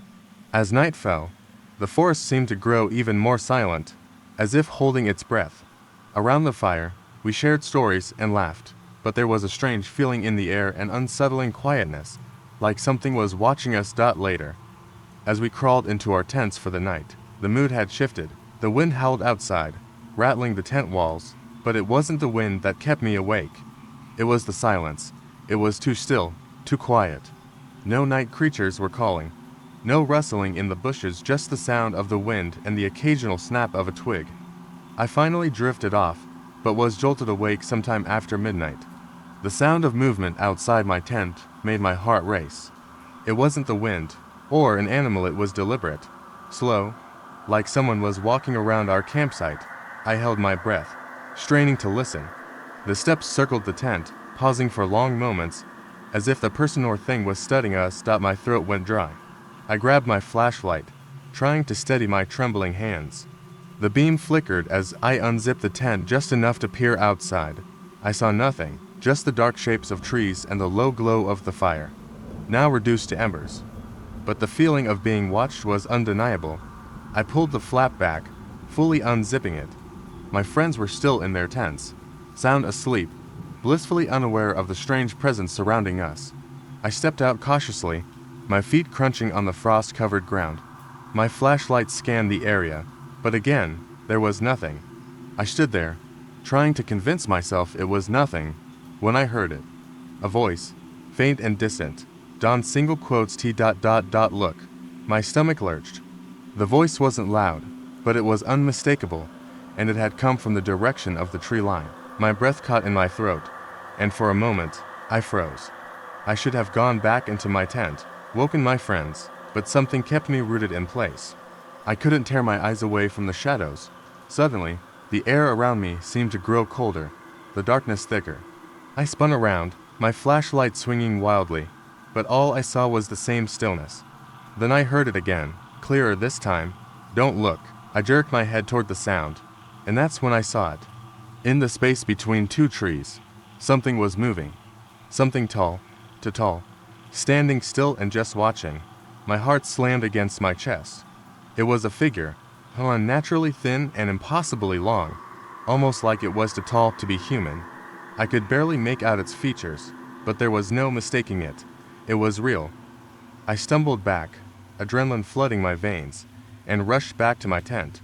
I zipped it up as fast as I could, my hands shaking. My friends were still asleep, unaware of what I'd just seen. But as I lay there, trying to calm my breath, I heard something that chilled me to the core. Goodbye. It was the voice again, but this time, it was closer, right outside my tent. I held my breath, my heart pounding in my ears, praying it was just my imagination. But the voice came again, louder this time. Goodbye. I had to get out. I had to leave. I shook my friends awake, my voice hoarse with fear. We didn't hesitate. We grabbed our gear, packed as quickly as we could, and ran from the campsite, not looking back. We didn't speak much during the hike out, too afraid to even acknowledge what had happened. When we finally reached the car, we didn't stop until we were miles away from that forest. We tried to laugh it off, to convince ourselves that it was just a bad dream. But weeks later, when I was looking through the photos from the trip, I found something strange. In the background of one of the pictures, just past the firelight, was a figure, tall, thin silhouette standing perfectly still between the trees. It was there the whole time. I've been hiking in the woods countless times, but there's one trip I'll never forget. It was meant to be a peaceful weekend getaway, nothing more than a few friends and me heading into a dense patch of forest to escape the city's noise and chaos. We picked an isolated area, far off the usual trails, where the trees grew thick, the underbrush dense, and the air smelled of earth and pine. We arrived in the afternoon, setting up camp in a small clearing. The sun was still high, and we joked about the spooky stories we'd heard from other hikers. But as evening drew closer, something in the air began to change. The forest felt alive, but not in the way it should. The trees seemed taller, the shadows darker, the wind quieter. The air grew thicker with each passing our dot. By nightfall, we had the campfire crackling in the middle of our small circle. We roasted marshmallows and told stories, the warmth from the flames making us feel safe. Then, the noise came at first. It was subtle, a soft scraping sound from the trees. We paused, staring into the darkness just beyond the fire's light. What was that? One of my friends asked. We all stood still, straining to hear. Nothing. I figured it was just the wind, brushing against the branches. But then it came again. Louder this time. A scratch, followed by a soft rustle, like something moving through the leaves. We all exchanged uneasy looks. Maybe it's an animal, I said. Though even I wasn't convinced. After a few moments of tense silence, we all tried to go back to our conversation, but the atmosphere had shifted. The forest felt heavier, like something was watching us. It was around this time that I noticed a strange smell, something sour and sharp, like decaying meat. My stomach twisted, but I didn't say anything. It was probably just the smell of wet leaves or something else in the woods. We turned in for the night, all of us retreating to our tents, the sound of the fire still crackling behind us. I zipped my tent shut, trying to shake off the growing unease. But as I lay there in the dark, I couldn't ignore the noises around me. The scraping continued, closer now, like something was circling the campsite. I tried to tell myself it was just the wind, but every time I heard it, it was followed by a strange thud, something large hitting the ground, maybe a branch falling. My heart pounded in my chest. I told myself I was just imagining things, but the noises weren't stopping. They were growing more deliberate, closer. Then, I heard something that made my blood run cold, a voice. Don't look. The whisper was soft but clear, and it came from the darkness outside my tent. I sat up, wide-eyed, my breath caught in my throat. I was too scared to move, too scared to even call out to my friends. All I could do was listen. The voice repeated itself. Don't look. Suddenly, there was a loud bang, like a fist slamming into the side of my tent. I jumped, my heart racing, but I couldn't bring myself to open the zipper. My hands shook as I gripped the flashlight, desperately trying to steady myself. Then, I heard the voice again, but this time it was closer, so close that I felt its breath against the fabric of my tent. Don't look. Please, I couldn't take it anymore. I unzipped the tent, shining my flashlight into the forest. The beam of light swept across the trees, the clearing, but there was nothing. I scanned the area, my heart hammering in my chest. Nothing moved. Everything was still. I stepped out of the tent cautiously, my eyes darting around the dark woods.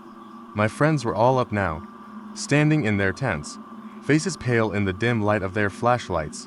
What is going on? One of them asked, his voice shaky.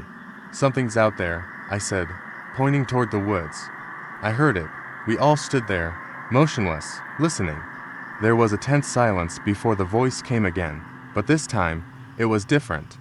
It wasn't a whisper, it was a loud, guttural growl, right behind me. I spun around, but nothing was there. Just the thick trees and the inky blackness beyond the circle of our flashlights. Run, I gasped, panic rising in my throat. We didn't need to be told twice. We grabbed our things and sprinted down the trail, not stopping until we reached the car. We didn't speak the whole way back to town, each of us too shaken to say anything. The next morning, we returned to the spot to see if we could figure out what had happened. We found no trace of anything unusual. No tracks, no signs of an animal, nothing, but there was something else. In the clearing where we had camped, there were 3 trees, side by side, with strange marks carved into the bark. They were deep, jagged slashes, almost like claw marks, and they looked fresh. But the most unsettling part, each of the marks was arranged in the shape of an eye. It was the summer of my sophomore year in college when my friends and I decided to go camping in a remote area of the national park. The thrill of the outdoors always excited us, and we wanted a break from our studies. There were 4 of us, me, Jake, Lisa, and Mark. We drove up Friday afternoon, eager to pitch our tents by a tranquil lake surrounded by towering pine trees. After setting up camp, we spent the day hiking and swimming. As the sun began to set, we gathered around a crackling campfire, roasting hot dogs and telling stories. It felt perfect, the warmth of the fire, the laughter of my friends, and the stunning view of the stars above. As night enveloped us, an unusual chill crept into the air. Lisa, always the superstitious one, brought up the tales she had heard about this particular forest, how people claimed to hear voices at night. We laughed it off, but as the night wore on, the forest grew eerily quiet. The crickets and frogs fell silent, replaced by a strange stillness that sent shivers down my spine. Just as I began to shake off the unease, I heard a faint whispering coming from the darkness beyond the firelight. It sounded like children giggling, but mixed with something darker, something that sent chills through me. I glanced at Jake and Lisa. They had heard it too? Mark, however, was oblivious, engrossed in his phone. "Did you hear that?" I whispered, my voice barely breaking the silence. Jake nodded, his face pale. "What the hell is that?" We turned off our flashlights, letting our eyes adjust to the darkness. The whispers grew louder, echoing through the trees. They sounded close, but we couldn't see anything. Lisa suggested we move closer to the edge of the camp, where the forest began. Against my better judgment, we followed her, curiosity pushing us forward. As we ventured a few yards beyond the fire, the whispering suddenly stopped. An unsettling silence replaced it, making the hairs on my arms stand up. We stood there for a moment, peering into the darkness, when Mark finally noticed something strange. "Hey, guys, look," he said, pointing into the shadows. In the distance, we saw a faint glow that pulsed like a heartbeat. It flickered and danced among the trees. My heart raced as I realized that whatever was out there was not just a figment of our imagination. "Should we go back?" Lisa asked, her voice trembling. "Yeah, let's head back," I replied, feeling a surge of adrenaline.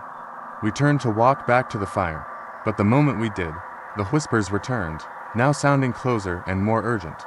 It was as if the forest was trying to communicate with us, urging us to come closer. Suddenly, the glow vanished, plunging us back into darkness. Panic set in, and we quickened our pace, rushing back to the safety of our campfire. Once we reached it, we huddled together, the warmth of the fire feeling like our only defense against the unknown. The whispers faded, leaving only the sound of the crackling fire. We stayed up for a few more hours, keeping watch until the first light of dawn began to creep into the sky. When morning finally broke, the forest looked completely normal, the sun filtering through the trees, casting a warm glow over everything. Though nothing truly sinister had happened, we all felt a lingering dread about the whispers and the mysterious glow. We packed our things and left early, eager to return to the safety of our everyday lives. That trip stayed with us, a reminder of how the woods can feel alive, holding secrets we may never understand.